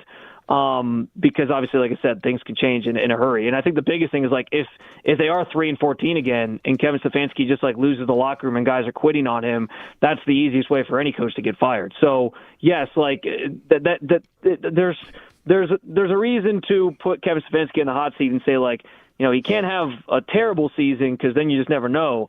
But if he at least has like a season like we've talked about, like gets to 6 or 7 wins and maybe exceeds what the Vegas number is and what the expectations are, I think it's pretty fair to say he's back next year, Andrew Berry's back next year, and they get kind of one last year to get the quarterback situation figured out and get this thing back on track in a sort of quick 2-year rebuild that they're sort of looking at right now. Yeah. I mean, we both know how it's based on expectations. If the Browns win 8 games, you could win a Coach of the Year for a 3rd time. Yeah. Right? Good point. Beat the over-under by the most, and you're the Coach of the Year. Congratulations. Just a couple more quick ones for you, Spencer. I wonder if you think there will be what do I want to say, dead cat bounce? Maybe not. If with Deshaun Watson not around, will the team be better for it in a sort of an emotional way, or maybe it wasn't that bad for me to think that would happen? It's a fair question. Like it's hard sometimes to get a read because I'm somebody, I'm sure you're the same way. Like you can only trust so much that's said at like press conferences, and every time they talk about Deshaun, Kevin's talked already throughout the spring about how Deshaun's very much involved in the quarterback room. He's working with the young guys. He's talking to them, sharing some things.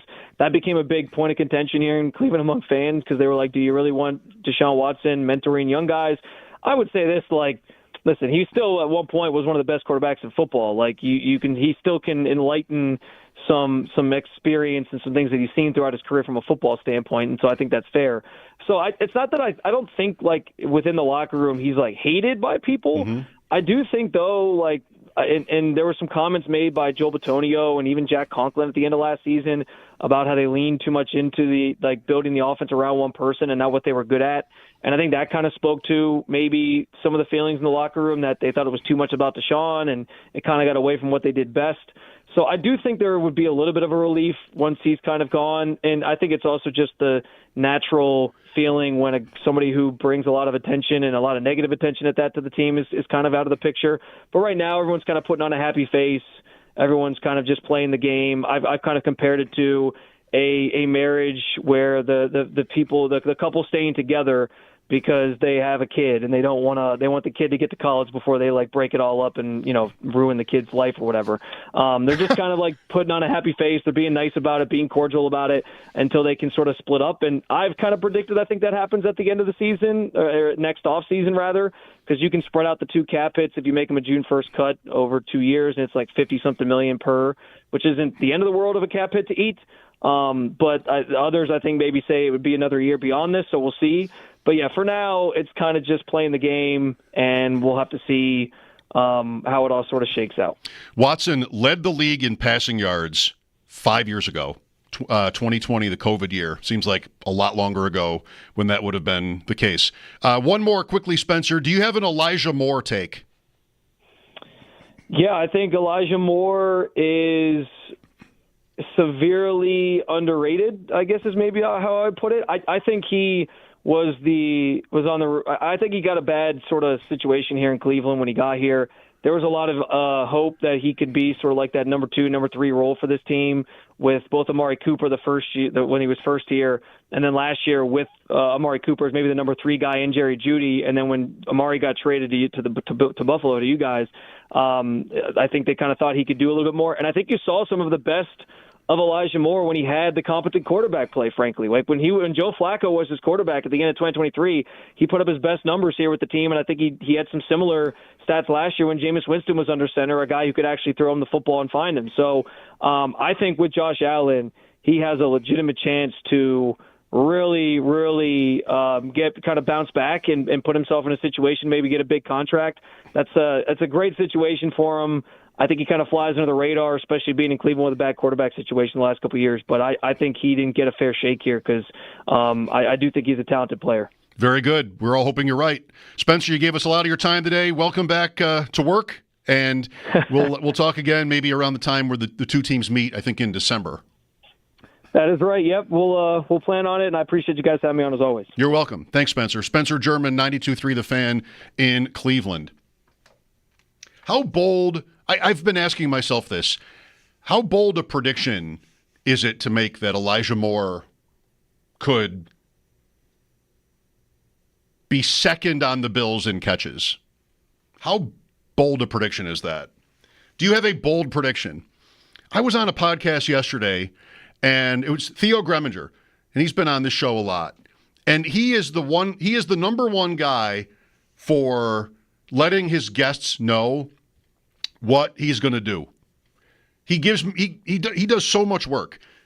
He sends me the Google Doc with all the different topics that we either will hit on or might hit on. I don't do that.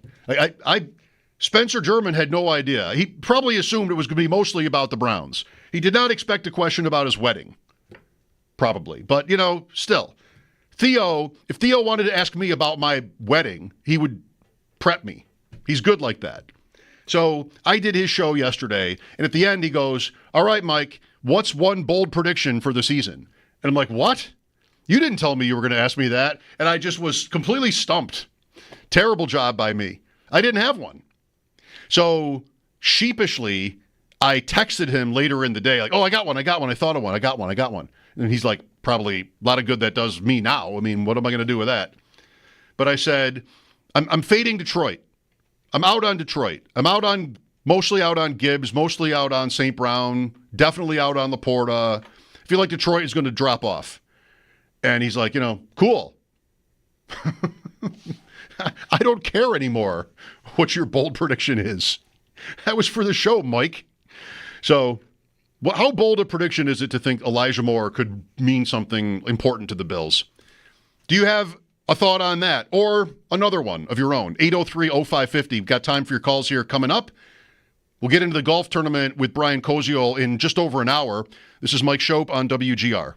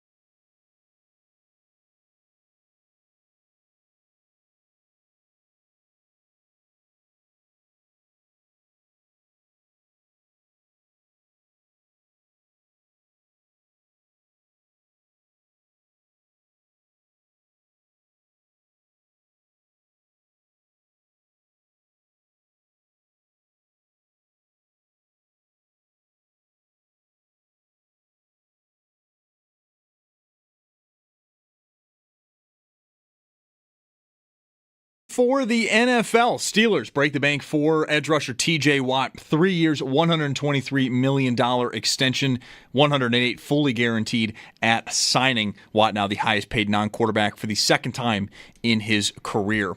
More second-round picks continue to sign today. Shamar Turner and Ozzie Trapilo for the Bears, Mike Green for the Ravens, R.J. Harvey for the Broncos, Commanders, Trey Amos, and the only player that was officially holding out, Chargers wide receiver Trey Harris. All of them have signed their rookie deals. Bill's second-rounder T.J. Sanders, though, remains unsigned as of now. Chiefs wide receiver Rashee Rice, he has been sentenced to a 5-year probation and 30 days in jail following his role in a multi-car crash in Dallas during the 2024 offseason. A suspension is expected to follow for Rice. And the Chargers wide receiver Mike Williams, he announced his retirement from the NFL today after 8 seasons. Chargers also got camp underway today as they prepare for the Hall of Fame game where they'll take on the Lions. And Detroit today placed left tackle Taylor Decker on the PUP list to begin camp. It's Paddock Chevrolet Sports Headlines. Paddock Chevrolet celebrating 90 years of being your hometown dealership. I'm Zach Jones for WGR Sports Radio 550.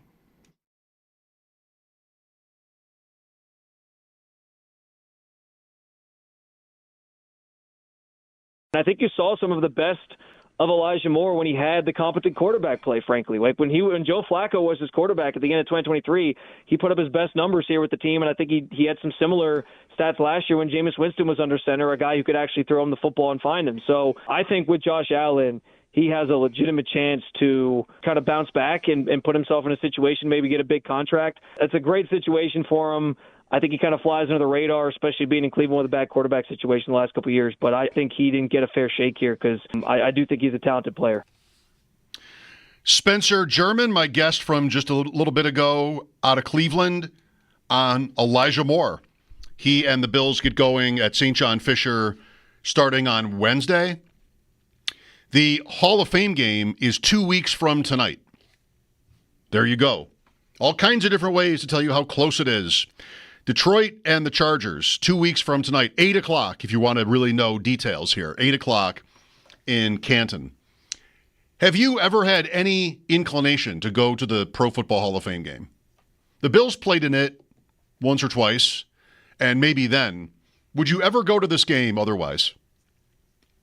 I've never even had the thought.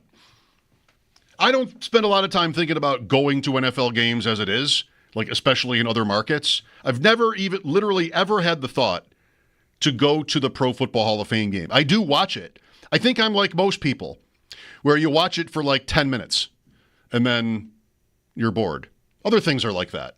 Yeah, you just watch it for a few minutes and then you're done. That's like an American tradition. Get really excited for the Hall of Fame game, turn it on, see it drive, and go, "Ooh, I'll wait." You go to the game, you have to watch it now. The whole time. Well, yes, that's the problem. Yeah, and if you go to it, that's bad business. You can't leave at 10 minutes. You wouldn't do that. I've been on that field a couple of times. It's a cool place. The Hall of Fame and the stadium, the whole thing. You nailed it. The problem is going to the game. The problem is you'd have to watch it. Here's Tom with us. Hi, Tom. Hey, Mike. Thanks for taking my call. You're welcome. I agree with you. Maybe not even 10 minutes. So my bold prediction, call me crazy, Curtis Samuel's going to find a way to make a difference. I mean, define make a difference. He's gonna move. I think he'll move ahead of one of those two guys, the Elijah Moore and the Sherman. I'm just predicting he's gonna live up to that contract. Okay, well, thanks. I'm not as confident as you. This is the Moore problem too. Curtis Samuel, Elijah Moore. Look at who's in the way. You've got Coleman. The Bills will have every incentive to, unleash Keon Coleman to make that work. Rank these guys by organizational priority. Keon Coleman is number one. He's got to be important, I think. I mean, it could be an offense, and maybe this is likely, where nobody really dominates targets or catches. That's what we had last year. So I don't know about what important really means either. But Coleman is number one. Shakir, I don't even really want to put him on this list. Like, he's so locked in, I think. What he is, what he does. So Coleman, is a big priority. High draft pick. Iffy rookie year. Let's make that work.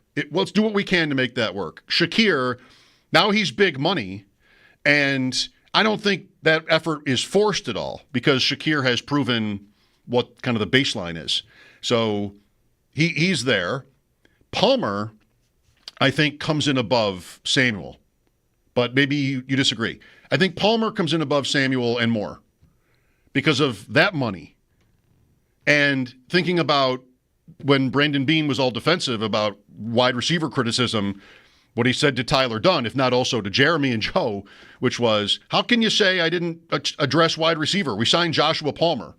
I think that's almost hilarious, but that's where he is. So Palmer's up there, and Kincaid is not to be ignored here because Kincaid is still going to be measured by targets and catches and yards. He's gonna. It's tight end, but it's still going to be stats. You're like, what kind of production are you getting from your first-round pick from 2 years ago? Maybe Kincaid deserves to be higher on that list. Still, how many guys can I really count? I've got 4 here that I think all outrank Samuel and probably also Elijah Moore. Why I wouldn't get to Samuel, like the caller, is because I think Moore has more potential to be better. I think there's a better chance Elijah Moore shows up in Rochester and in the preseason and wows them than does Samuel. I think they know what they've got in Samuel, and they signed Elijah Moore. So I think he comes in above Samuel. Samuel would be not shocking if he's a difference maker, but it's not something I'm expecting. And really, for this offense, if you look at it from sort of a league perspective, for this offense, what is making a difference? What is really mattering? I mean, 3 catches a game? 3 catches a game is 50. For the season, you play 17 games, 51. And that's not like really moving the meter. But I don't think with all those other guys here, the Bills have space for anybody to do more than that. I don't even think Palmer is going to do more than that. Coleman is more yards per catch than he is catches. So Coleman could have a little bit more of what last year was and be okay. Samuel did come on. I mean, in the playoffs, he had moments later on. So I don't think he's, blocked completely, but I don't think there's as much of a path for him. Some are saying it's Samuel versus Moore. And I still think even that is delicate because of everybody else they've got here. With Samuel, you could get some rushing plays in. You could do some gadgety stuff with him that would help. Could happen. Thanks, Tom. Here's Mike next. Hello, Mike. Hey, Mike. How are you? Good. I'm just looking at what you were talking about the wide receivers, and it kind of reminds me of the Sabres situation. You've got a top wide receiver in Shakir, like we have a top forward in Thompson, and we have a lot of third and fourth line guys battling for spots. And you were just talking about the Moore Samuel situation. With what Samuel's getting, is he somebody that could theoretically be cut to save salary cap money, during camp if Moore really shows? It seems to me that a lot of things that are alike between the Sabres and the Bills right now in that position. Interesting. Thanks, Mike. I want to look up what that would cost the Bills cutting Samuel, because it's going to cost them something to do that. Dead cap is $12? It's $12. No, it's $12 million to cut Curtis Samuel. Look, I guess you could say that. I think the Bills only have wide receiver 3s and 4s. Like, I think all their receivers are third line. If I were to compare it to hockey, I would say that. I mean, due respect to Shakir, he's a nice player. I mean, he's the third best. What? He's not the third best wide receiver on this team. He might be the best wide receiver on this team, and this team is very good. I'm not ignoring that. But like, if you put him on a team, what even matters here? With better wide receivers, he's not as good. Like, what is that to say? I think he's, a good piece, but never should be your wide receiver one. I mean, he's playing in the slot anyway. Not that that can't happen. I mean, you have St. Brown. Sometimes your slot receiver is going to be your best guy. That is the case here. But there's just not that much of a ceiling, I think. He's perfect on a team where they have the alpha. He was great. If the timing had worked out different, where he works the slot with Diggs here, that would have been great. Then you had Beasley, though, for that, and he did well, too. Put Shakir on Philadelphia. What is that? Philadelphia doesn't need a third guy. They're so good already. Anyway, I think you know what I'm saying. I don't know if they can cut Samuel. Hadn't really thought about that before. $12 million dead cap is not good. That's not something you'd want to do. So, knowing that, organizational priority, maybe he needs to be higher because the Bills have this financial incentive to have him on the team. Bold predictions, wide receivers, Bills, NFL. 803-0550 for yours. This is Mike Schopp on WGR.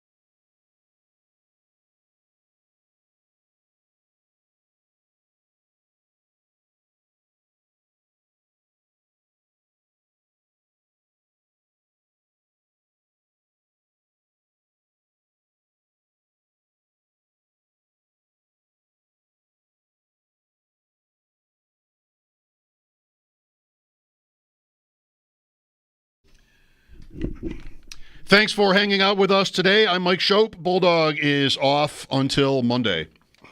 But as we learned yesterday, controversially, he is not far from us.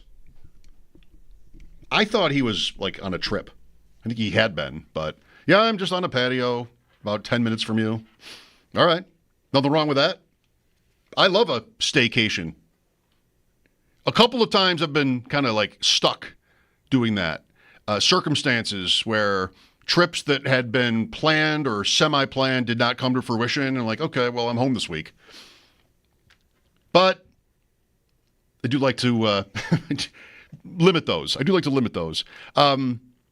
Anyway, lines are open, 803-0550. Brian will be on with me at 5:30 to talk about the Open Championship. I watched a lot of it. Seemed pretty good. I'm not sure how to handicap our game yet with Bulldog. I know he's got 2 or 3 guys up there near the top, but plenty of guys that he doesn't have are right there too, including the leaders. I think they're done. It better be done. It's like almost 10 o'clock there. So anyway, Brian will clear all this up for us. As you may know, and I'm sure you respect this about me, I do a lot of fantasy drafting. That's what I usually do here during the breaks. Try to catch up on slow drafts that you get 8 hours to make a pick. Proud moment just now, I drafted Zach Ertz. I don't do a lot of that, but he did actually crush me in a playoff tournament last year when he went for a huge stat line in the NFC Championship, all garbage time, and that ruined me. Not really drafting a lot of Zach Ertz, but it happens. Also, in a different draft just now, I drafted Travis Hunter, and I wanted to take a minute on Travis Hunter. One of the most interesting prospects ever is Travis Hunter, maybe the best college football player ever. If you start at wins the award for best defensive player in the country and best wide receiver in the country, how do you beat that? Be the best quarterbacks you think of as players that you might put above. Like, he wasn't the first overall pick. He could have been. He was only second. Maybe the best college football player of all time. And so in fantasy, though, we don't care. Well, we do care. I was going to say, we don't care if he plays defense. We do care if he plays defense because that might mean that he won't play very much offense. And I don't know. I want to give this guy the benefit of the doubt and his team that traded up in a pretty massive deal to get him at 2, that they think he can be more than one player for them, basically. Because I don't think you could ever justify that trade for a cornerback or a wide receiver alone. It's Jacksonville, so you can't rule out that they're thinking that way. Still, I think we're going to get what we want from Jacksonville with Travis Hunter. So what does that mean in a fantasy draft? Go for it. I mean, the best wide receiver in college football might be a pretty good pro right away. It happens. Chase, right? Was Chase the best? I mean, he might have been. Harrison was the top receiver picked last year, but look how good Neighbors was. Look how good Brian Thomas was immediately. I mean, it's very reasonable, I think, to consider Travis Hunter as on that level. Maybe not only like the very highest outcomes, because I'm cherry picking a little bit, leaving Harrison off, but still, like if you get anything like Brian Thomas's season, teammates now, like Brian Thomas's season or Malik Neighbors' season from Travis Hunter, which it's saying a lot, but of course, like he should be a first-round pick in fantasy if you get that, or second at worst, and he goes in the 5th round. So formats matter, and you want to consider that. If he ends up being a player where his snaps are limited, but he makes big plays for Jacksonville, and they really don't want to risk having him on the field on offense that much more, maybe they're winning and you get the so-called spike weeks from him, then, in a best ball thing, he's a gem. If it is like that, though, in a league where you set lineups, that can get frustrating, not knowing when to play them, and those guys are a headache. I just think for where he goes in drafts, he's a home run. And sometimes when you draft Zach Ertz, you have to come back with Travis Hunter just to feel good. You gotta get right back on the horse. 5th round, 5'8". He went 5'08" in this draft I'm in. That seems like a a great deal. Did I want to take Travis Hunter or Calvin Ridley? What do you think? No offense to Calvin Ridley, but old, has not been really that productive very often. I'll take my chances on the rookie. What is a bold prediction you have for this upcoming Bills season or NFL season? Do we take, I admit, in almost every interview that we do, if it's about the Bills and the season ahead, today talking with Alex Gold about Kansas City, the AFC East looks pretty weak. Do we take the AFC East for granted? And because we're all kind of, not all, I am, betting markets, etc., kind of rolling with the presumption that the Bills are just going to walk through the door and win the AFC East for the 6th year in a row. I don't know. Does that seem safe to you? Lines open at 803-0550. This is Mike Schopp on WGR.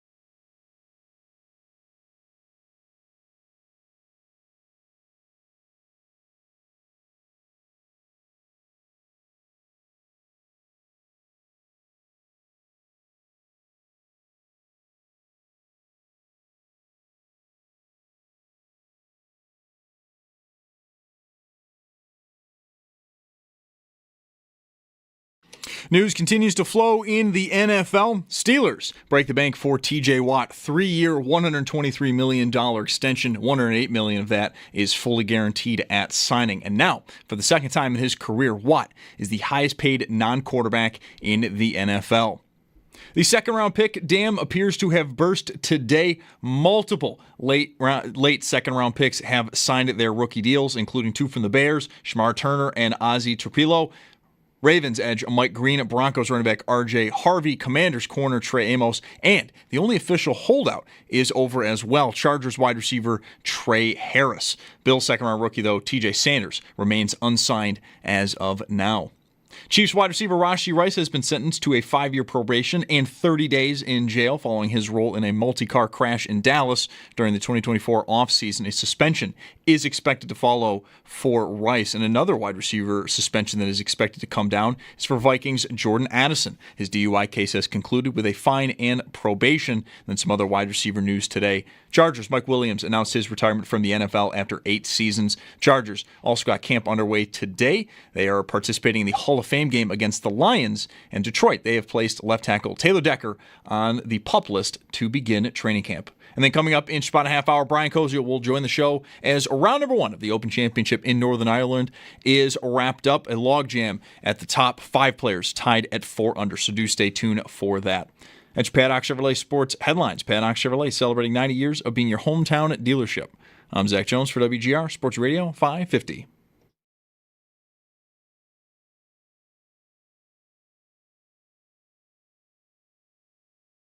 It's Mike Schopp. We were having a very serious conversation about mayonnaise here. And the Bulldog. And don't even talk to me about weed. On WGR Sports Radio 550. All this NFL news today, I mean, a little bit out of nowhere. I guess that can happen. I mean, we're just not into training camp yet in most cases. Yet we got TJ Watt. We've got Rashee Rice, criminal news. Jordan Addison. Anthony Richardson says he's feeling good. Von Miller signs in Washington. All the second-round picks, that was a matter of time, I guess, probably. I wasn't assuming that would happen. We talked about that a couple times this week. But too much to lose, I guess, for those prospects. And they end up getting in without fully guaranteed contracts, unlike the 2 guys who got that, who were holding everything up. All this news, but no James Cook, anything. No news there. There doesn't have to be. He has a contract. He doesn't need one. He wants one, though. He has a contract. It'll be news either way, I guess, next week, but especially if he is a no-show on Wednesday, which I don't think is out of the question. We've talked about him so much.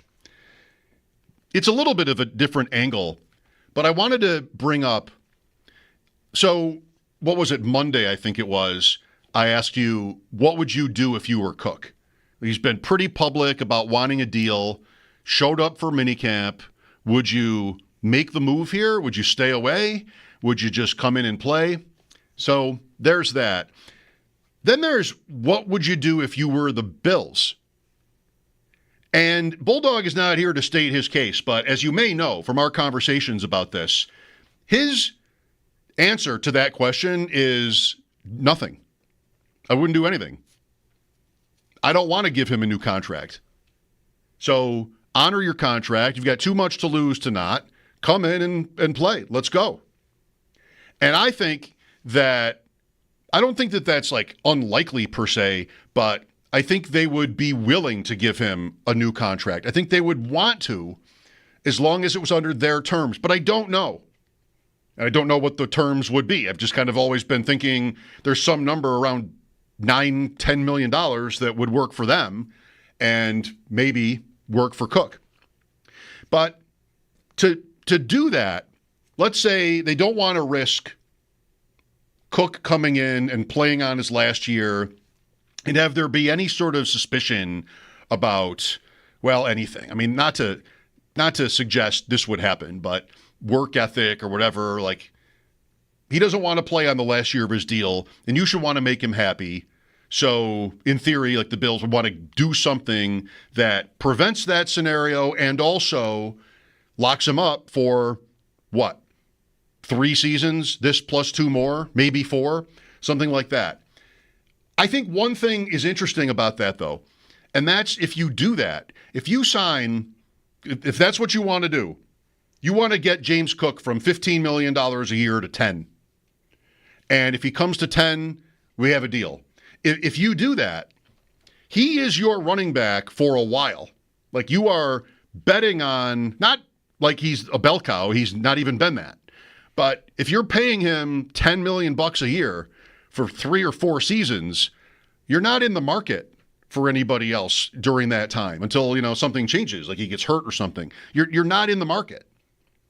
And I think with running backs, you kind of want to be in the market. And I think that's something the Bills have done well, is being in the draft market specifically, because like that's what they've done. They drafted Singletary and Moss and Cook, not first-round picks, second, third-round picks, and have churned at that position with veterans that have been complementary to those guys. And you know the names. Murray and Damian Harris didn't work out. He got hurt. Nyheim Hines was an idea for this. Ty Johnson became this. And then Davis, another draft pick.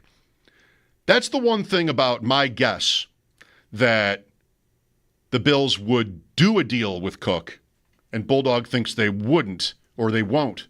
I think they would. My guess is that they would. But to do so means they really can't be players in the running back market going forward too seriously. And, in terms of free agency, I don't think that's bad. I mean, I don't want to be that team. And I know Barkley and Henry, right, last year, or Josh Jacobs. I mean, there were several big wins in the free agent veteran running back market. Still, I don't really need to be there. I wanted to be in this year's draft, though, even with Cook around. I wanted to be in this year's draft at running back, and the Bills chose not to be. I mean, they drafted other positions. It wasn't like they just decided not to use the picks, but they chose not to be. In a year where there were, it almost seemed like countless interesting, exciting prospects. Chris Trapasso was on with me yesterday or the day before. I think it was Tuesday. And I asked him for day 3 running backs he's excited about. And he mentioned Bashal Tutin, who went to Jacksonville. Now, this was pretty early in the 4th round. It was an early day 3 pick. Some of these guys that I would include in this were round 6 or 7. That there's a difference. But Bashal Tutin was he was the best athlete at that position in the draft. And he went in the 4th round in a draft where Ashton Genty existed. The best running back athlete, combination of traits, times he ran, was this guy. And he was there on day 3. Now, if you think of Jacksonville here, Jacksonville's the team that picked him. They have Travis Etienne, and they have another guy, Tank Bigsby, and this is a 4th round pick only, so who knows what's going to happen. I think, though, there's a pretty good chance, like Bucky Irving in Tampa Bay last year, that where you have veterans that are just okay, I think that's what I would say about Etienne. I don't think he's great. You can believe that a rookie like this can come in over the top of that depth chart. And not every team would, it sounds sort of inside out, but not every team would want that. Especially if, you're the Bills and you're at the time of the draft planning on some sort of compromise extension with Cook. So that would be a reason why you wouldn't want the draft pick, because it just complicates things. And then you get, guys like me out here saying, well, actually, maybe this guy's better, but you're not going to find out because the other guy's making $10 million a year, if that's where we end up. So I don't know. It's not exactly like a surprise that there isn't news on this player, because there doesn't have to be. Next week, there might be. But it's not exactly a surprise. But it's always been interesting here this whole time, which was why we've talked about it so often, how the whole thing is just kind of like a cloud, sort of sitting there. And we've got Cook showing up for minicamp to not get fined, and we've got the apparent request for a new deal, but the Bills kind of taking that pretty casually. I don't know. I wonder what they would. I wonder what's perfect for the Bills in this. What do you think? 803-0550. What do you think is perfect for them? Is it really that Cook just gives up the ship and comes in and plays for 5.4 and not worried? You expect him to what? Not what can he do? I know, but not matter to him in a meaningful way that he's on his last year. They've signed other guys in this situation, got paid. Benford and Bernard and Shakir, like the Bills, I think they've shown, I think all teams would be this way, would prefer to not have it come to that. That's another reason why I think, well, it's saying the same thing, that they'd want to get a deal with him. But how long would they want it to be for, if I'm right? Would you want to go 3 years on this player? He's not old. He's not super young anymore, but it's not like we're talking about the end of his run. Cook, what's he going to be, 26? So I don't have that particular problem. If I got 3, he'll be 26 in September. If I had him for 3 more seasons, I wouldn't expect him to, get old on me, so to speak. He doesn't play that often anyway. It's been a really interesting discussion on him. And it's also, as we've said many times, something where the Bills have not been in a pickle very often here in this era with players who aren't happy. They've made their guys happy. Or they've just, moved on with certain guys, of course. And we're not at that point with Cook. But I wonder what they think is perfect. We're not in the room, are we? Unfortunately, we are not in the room on this one, or any of these things. I'd love to be in the room on this one. What is your guess as to what, like, this where the situation is at? Really, it's hard to know, right? I mean, Cook showing up for minicamp might have been a sign that it's all good, or it might have been simply what he said, which was, I like money. I didn't want to get fined here. And maybe any suspicion about a holdout or anything like that might still be, viable. 803-0550 is the number. There was lots of news around the league today. There isn't anything on Cook. If you're just wondering why I'm talking about it, it's because what we do. It's what we do is we talk about James Cook. I wonder, too, and I don't really mean this as a knock on Cook. I think I sound sometimes like I'm just not impressed with him. I think he's fine. I've said that many times the same way, and there are plenty of fans who think he's a lot better than fine. Very well. I think that they have become, last year the Bills became a bully. Their running game with Cook at the top of it, or, Allen really at the top of it, but Alec Anderson, I talked to Alex Gold earlier today about the Chiefs, and we got into, with Rashee Rice maybe being suspended, I think he's definitely getting suspended. I would guess 6 games, by the way, from what I've read. Are they going to be able to produce more, quote, explosive plays? The Bills also, the Bills were not a team last year that created many explosive plays for as good as they were. They were a bully. They wanted to basically just have that be their identity, I think. And Allen fits in very nicely with that. I mean, you can't do that with a lot of quarterbacks, but you can with him. He runs over you. He runs through you. And that was how I think of their offense. He won the MVP because of this feature. He doesn't win the MVP without the 12 or 15 rushing touchdowns he had. That's very much a part of his, profile, as we all know.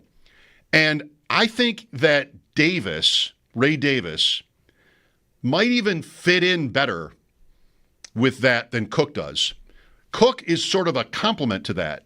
He's not unique, but he's different. Like you got a guy here that is not big for a running back, and he's also not really good as a receiver. He doesn't play on third down, but he's a 1,000-yard rusher, and he ran for 16 touchdowns, so super productive. And he does have an explosiveness that basically carried him last year. And the Bills love that, right? They would want to have somebody, because they don't have that among their, well, they've got guys who can run away from you. I mean, Shakir, after the catch last year, Coleman, they're not bereft. But it's not a team where they're beating you on explosive plays. At least last year, they weren't. And like in my conversation with Alex and about the Chiefs, would you think they'd want to change anything going into next year? I think maybe Kansas City would, because their offense was really stymied. I don't know if the Bills would. Do you? Do you think the Bills want to change their identity on offense at all? What have they done about it if they do? Josh Palmer, right? That's what they've done about it. What they've done, you can't do anything you want, but what they've done about it is sign a wide receiver 3 that once in his career has caught more than 39 passes, but he's good at getting open. They want a type here in Palmer because they lack that. So he's somebody that can get open. That's what they want from Joshua Palmer. I don't think, though, that's a game changer for like who they are as an offense. Do you? Like, if they wanted to change their identity, however you want to define that, they could have done a lot else. You're drafting a different first-round pick or second-round pick. Like, you're looking for speed there. You're looking for weapons, right? And, you can argue that they didn't need to do that, but they didn't do it. So I'm thinking it's more of the same. It's the same, almost entirely the same personnel, same offensive coordinator, same head coach, same offensive line, man for man. They're going to come at you. They're going to run 6 offensive linemen. They didn't do that like the most or anything like that, but they just did. They did their share of it with Anderson, the 6 offensive linemen. They're going to play 2 tight ends if you count Kincaid as a tight end, which I think we should. So they're going to do that. 12 personnel. I think it's going to be more of that this year. And I wonder if anybody over there thinks maybe that Davis is more than a complementary piece in the whatever that vision might be. There's no reason to necessarily think this. I mean, last year they were great, and it was Cook 1 and Davis 2 and Johnson 3. Like the premise here, what is that it went well. So why change it? Why expect them to change it? I guess I really don't. But I do wonder if like body type and the style of runner, if Davis is more in line with how they want to play. Cook, though, just gives you the extra, or he gives you the runaway ability that Davis maybe really doesn't. So no news on this as far as I know. Next week, this will be one to watch. What happens with Cook, of course, as training camp starts. That'll be on Wednesday in Rochester. I mean, here we are, right? Next week, it kicks off. Monday and Tuesday may sound very much like these shows do, looking ahead to it, only with Sal on. That'll be maybe one thing that'll be different next week. And then Wednesday, our guys will be out there in the morning, and the Bills will be on the field, and we'll be off and running there. We had R.J. Harvey signed today with Denver. Their running back from this draft, second-round pick, Central Florida, another guy. There were so many. Another of these rookie running backs that had like kind of legions of believers, athletic profile, and in this case, in terms of the fit, it's Sean Payton who throws to his running backs like no one else. I mean, if you knew who the main running back on a Sean Payton team was going to be, you would sign him up for, 50 catches? R.J. Harvey could catch more passes than any Bill other than Shakir maybe this year. I don't know if that's crazy. It remains to be seen whether he'll play like a lead role. But second-round pick.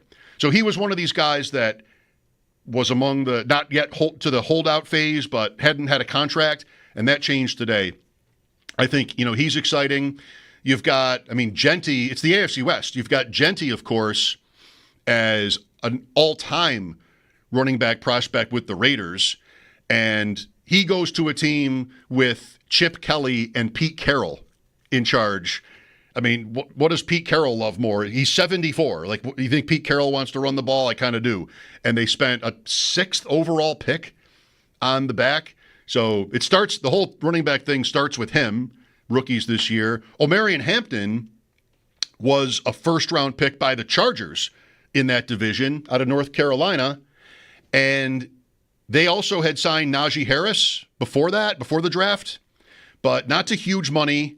And so this has been another one where people are debating just, probably happens at some point, but when does Hampton kind of take over there? Maybe it's week 1, maybe it's later. Then Najee Harris went and got hurt apparently in a fireworks accident, and maybe that is that for him. I don't know. Doesn't have to be like they're saying not out a long time. So Hampton is an interesting one. Rookies this year at running back. We get to Tootin, who I mentioned already. Giants. Cam Scadaboo is interesting for the Giants too. Another guy like athletically people love him, and the Giants have more room than other teams for a rookie to step in. They don't have a cook. They have Tyrone Tracy. They don't have a guy that is sort of like already kind of set. And they're the Giants. They've been terrible, so they can do anything they want, I guess. Really exciting year for rookie runners. Who did Chris Trapasso give us? Corey Kiner, who I had never heard of before, San Francisco. Ja'Cory Krosky, Merritt, Washington. Jordan James, San Francisco. Brashard Smith, Kansas City. Jarquez Hunter with the Rams. On and on. None here, though. The Bills stayed away from it. And that might or might not have been a clue about where they think they'll end up here with Cook. Wednesday, camp. We'll find out. Or we might not. Who knows? I'd like to know more than I do about this one. Brian Kosiel coming up next. Tee to Green host. We'll talk about the Open Championship. Round 1 today. Lots of players within a shot or two of the lead. I mean, I think it's maybe 9 or 10 or 11 guys within one. So lots of possibilities for this tournament. Beautiful to look at today, I thought. Really a great watch. See what Brian thinks about how today went. After the update, this is Mike Schopp on WGR.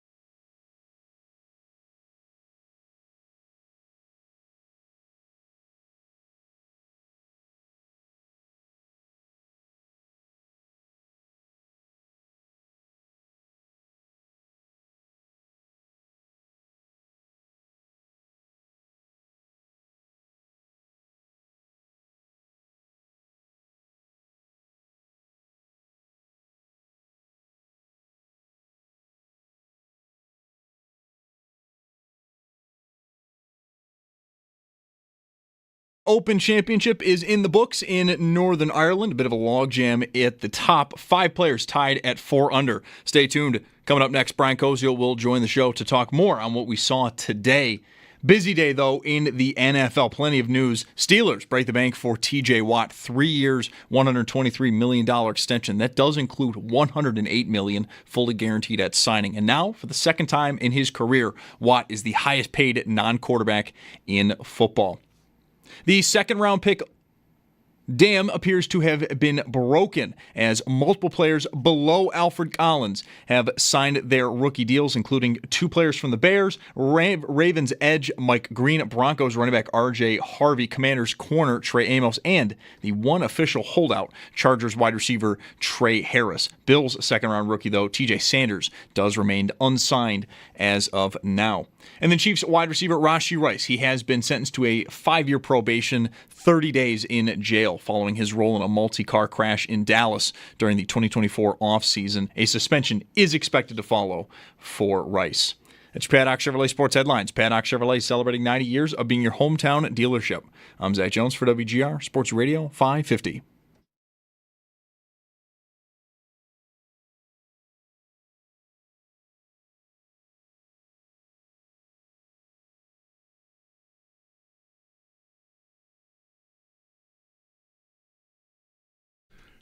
Welcome back. I'm Mike Schopp. Tyler Dunne tomorrow. I did mention yesterday that he was planned for today, but he had to move, so we'll talk to him tomorrow. Always a great conversation. Recently, he's written about Dalton Kincaid, and I know he's been on the morning show this week, too, to talk about that subject. Tyler Dunne, I think 4 o'clock is the plan for tomorrow. Right now on the West Her Hotline is Brian Kosiel to talk about round 1 of the Open Championship. Brian, I thought it was pretty good. I don't know how much of it you got to see. I thought it was good, too. Yeah, and a lot of the major players that we've been talking about are involved. You know, the top 2 players in the world, Scheffler, McIlroy, they're both in a good spot after the first day. So I think they've got to feel good about where they're at. Scheffler especially, I think, has got to feel really good. I mean, he's in a spot where we feel like, Tiger, all those years that he's dominated, he's like, hey, just, give me near the top here on day 1. Let everybody see that my name is there and let that kind of go from there. And I think Scheffler's in a really, really good spot right now. He played controlled again. I thought he's still even adjusting to the speed of the greens. I thought he could have made a few more putts out there. So if I'm him, I'm probably sleeping pretty well tonight knowing, look, I've got a lot of guys in front of me here other than Fitzpatrick that haven't really won anything big, and I'm right where I need to be, and I still could probably have been a few strokes better. So I think if I'm Scheffler, I'm still feeling really good right now after day 1. Scotty Scheffler -3, tied for second. 5 players at 4 under, 4 at 3 under, 10 at 2 under, and then McIlroy at -1, among others. Scheffler is really a machine. We were talking about some of the comments he made about his life and what golf means in his life earlier in the week. Today, Brian, he was interviewed and, wisely was asked about like what he's heard from other players about what he said, and he's like, I don't really know. He said I was happy to get back out here, and not have to. I got rambling and didn't want to have to talk about it anymore. So that's what he said on that. You mentioned Matt Fitzpatrick, one of the leaders at 4 under, U.S. Open winner. If I'm Bulldog with the 10 players he picked, I think I would pick Fitzpatrick to be the one I'd be the most afraid of. Yeah, he's been playing really well this, probably, I guess you call it second half of the major season. Played great last week. So, yeah, I thought that's a guy that we should be concerned about. He didn't pick him. Maybe my question didn't make sense. He's somebody that Bulldog didn't pick. So of the guys okay. The guys that we have, basically, everybody else but the 10 that he picked, I feel like Fitzpatrick is the most dangerous. That's what I meant. Sorry. You know what? I thought the way you said it is that he had him, so my apologies. Yeah. I mean, Fitzpatrick, I think, is maybe the only proven commodity of that group. English is near the top, but, the other guys that were there, Olesen and, some of the other players, like these are unknown commodities. And if it was day 3 even, I feel like we could have a stronger conversation about them, but it's day 1. So lots of time to come back. I thought today was even just interesting in terms of how the weather kind of changed throughout. Yep. Different conditions. It looked all of a sudden, watching, and one of the announcers like, well, we're expecting to have a hard shower here, and then literally 30 seconds later it starts sideways pouring on somebody and the umbrellas are all up. So I thought that made for interesting TV and how the conditions change, and even mentioning how these greens are slower for what most of these PGA Tour players are used to. For a lot of what guys are used to playing in the United States, these greens are much slower already. And then if you throw the water on top of it too, that makes them even more slower. So I don't know. Some guys feel like maybe they can be more aggressive, puts them more at ease. I don't know. Most of the pros would say they love putting on fast greens because if you think about it, the stroke you have to take on fast greens is not that big. So in their sense, they're thinking there's less variability of me mishitting it. A shorter stroke is easier to do than a longer stroke. So in some sense, I know people might think, oh, it's slower greens, that means it's easier. But I'd argue in some sense, if you're not used to it, it's harder because it's a longer stroke, which means there's more room for variability. It's, I guess, explaining it like try to draw a straight line 1 inch or try to draw a straight line 10 inches. Of course, the 10-inch one's going to be harder to draw. And I think you maybe kind of equate it that way. When these greens get a lot slower, you got to hit it a lot harder, and that means your stroke is a lot longer. Fescue grass, I believe they said, the greens at this golf course. What a beautiful site, this tournament, this location. It was so hilly. There was one green where the pin was put very close to the one side of the green, and the fans are just up a hill. There's like a dirt path where the fans have probably been walking. Then the rope is above that, and the fans are on this hill.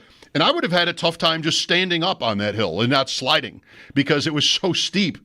I mean, the golf course is hard enough, but maybe walking around in this place would be, I don't know. I'm sure it's wonderful. I loved how it looked. I didn't know until today that the flag sticks are thicker in Europe. Did you know that? Is that because of the wind? Yes. Mike Tirico told us that today. Somebody hit a flag, and he pointed out that it's thicker over here. It's pretty good. Yeah, that makes sense. I've seen courses even around here that have like really, really thinner ones, but those bigger ones definitely, I think, are because of wind. I've seen taller ones too, like if the green is lower and maybe you can't see it from when you're approaching. But yeah, the thickness would make sense. It doesn't bend as much that way with all the wind and conditions that they're going to get. Yeah, I thought overall, the course renovations that they did when it was here in 2019, I'll agree with you. I feel like I appreciated watching even a little more so today. I thought some of these holes are really nice. I'm sure spectating, even if it maybe is tougher to walk, I'm sure once you get to a nice spot that you can see golf, I'm sure it is really, really nice to watch if you're there in person watching that. Yes, as long as you're not at risk of sliding down the hill you're standing on. Brian, a lot of, maybe the story of the round, or one of them, a lot of, quote, old-timers are among the players under par. Listen to these names: Lee Westwood, Ricky Fowler. I mean, they're not all the same age. Justin Rose, of course, has been in contention. Like, it's not a shock to see him on this list. Lucas Glover was tied for the lead for a time in this tournament. Phil Mickelson, -1. Ricky Fowler, I mentioned. Zach Johnson, Sergio Garcia, Justin Leonard, all players under par today. So a good day for, guys that have won this tournament, won majors, and basically are kind of in retirement mostly. I think you will get that scenario at the Open and at the Masters. And the other two majors, I feel like the chances of seeing all these names are less. I think, the length at the U.S. Open and the PGA is much longer than usually what you'll see at the Open courses or at Augusta National. Augusta, guys know the course so well, so having experience there can help. At the Open, though, a lot of times, too, it's about knowing where not to hit it, really, and just hoping you get lucky and you don't get some of these bounces where maybe you hit a fairway and it doesn't end up in a bunker, one of those top bunkers, or it rolls into the fescue grass. So I think because of the fact that there's such a different style over there and length is not the ultimate test on almost any of these holes, I think you can get guys that are a little bit older. I mean, Mickelson was fun to watch this morning. It really was. I know people's opinions of Mickelson, the rooting interest for him maybe has changed and things like that over the time here as he's been more vocal about all sorts of stuff, but you can't still not admit that he's a very, very entertaining player to watch play golf. And, his skills on display against still some of the stuff he does short game and around the green. It's still magnificent. For a guy that's 55, it's still really impressive that his hands are still as good as anybody around the green. in retirement, of course, is not quite right. Although I don't know how much Justin Leonard plays. I see him on broadcasts. And a couple of these guys are on Live Tour. I noticed that from Westwood. And those guys are just not so much Mickelson because he's Mickelson, but most of those guys are just so out of my mind. Like Westwood for me is somebody that doesn't play golf anymore. But I don't know that. Of course, I'm wrong. He plays. He had a Live Golf logo on his shirt today. So I just hadn't thought about him in forever, and that's some of these guys who are playing on that tour. That's the reason why. And I think other than, Rahm, DeChambeau, Koepka, and Mickelson, who have recently won a major, if you haven't won a major, your world ranking has dropped so much if you're on Live that you're not in these events. So we really don't see guys like Westwood or Garcia or some of these other guys play. Now, Westwood actually went through qualifying. And, the old-fashioned way, like essentially you and I could if we really, really, really got good enough to get yourself through all these local qualifying and national qualifying. Yeah, he went through the qualifying process and did it. Now, I don't know if Westwood, based upon like previous things, like if he can skip like the first initial steps of it, but at some point he went through the qualifying process to get in. So he's not a former winner. He did it just as much as anybody else. He's not a former winner. He feels like he probably should have been, but he's actually not. He didn't win a major, Westwood, for all the times he was around in the Ryder Cup every time. But Westwood and Luke Donald, and maybe Westwood more so with longevity. Like Luke Donald was number one in the world. Westwood, 20 years of almost just being a very, very solid player. Guys that seem to have played their best golf in the Ryder Cup. We definitely know them from there. And these guys ultimately, in the end, found a way not to win a major. I guess going back even a little more, I know he's not playing, but I'll throw Colin Montgomery in there too. I mean, what a resume minus not having a major. I mean, if you grew up in Europe watching golf and you think about, the best players to not win a major, I mean, between Montgomery and Westwood and Donald there, you got three studs that had outstanding careers that ultimately never got it done in one of those four big tournaments. That's right. So quickly, if I'm Bulldog, Fitzpatrick's the guy that we have that I'm worried about the most. For us, I mean, Scheffler, of course, but I'd say also Hatton and Lowry from his mid-tier. Hatton is a very respectable choice to win this thing, I think. I agree. And he's a guy that definitely has the talent. Now, will he, for the next 3 days, mentally be able to withstand some of the tests that sometimes he gets emotionally wrapped up sometimes if he gets a bad break or if he thinks a shot should go his way and it doesn't. That's kind of been his bugaboo in some of these big pressure tournaments. And then he quickly can unravel, but he definitely talent-wise. Yep. Could definitely do it. Yeah, I think some of the choices Bulldog made, I think were right on yesterday, and I think he's got a lot of players, including the Scheffler McIlroy pair that we talked about right away. I think he's sitting in a pretty good spot after day one. Me too, Brian. Thanks. I'll call you tomorrow. Sounds great. Thanks, Mike. Talk then. All right, Brian Kosiel, Tee to Green host, covering the Open Championship and the Porter Cup, by the way, for us. Quick break, then we'll talk some more. This is Mike Schopp on WGR.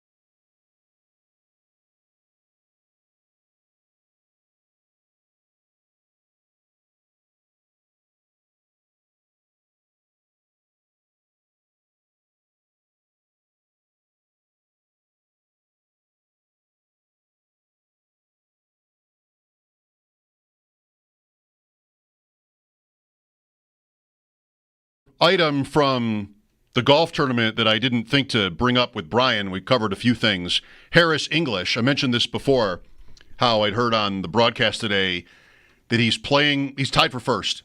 He's playing with a different caddy because his regular caddy was not allowed to enter the country.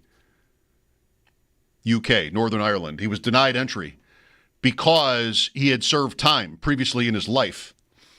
And Dan Hicks was saying how that's a new law over there, is you're not allowed in if that's happened to you. It didn't used to be true. He's been there as a caddy many times over the years, but just not anymore.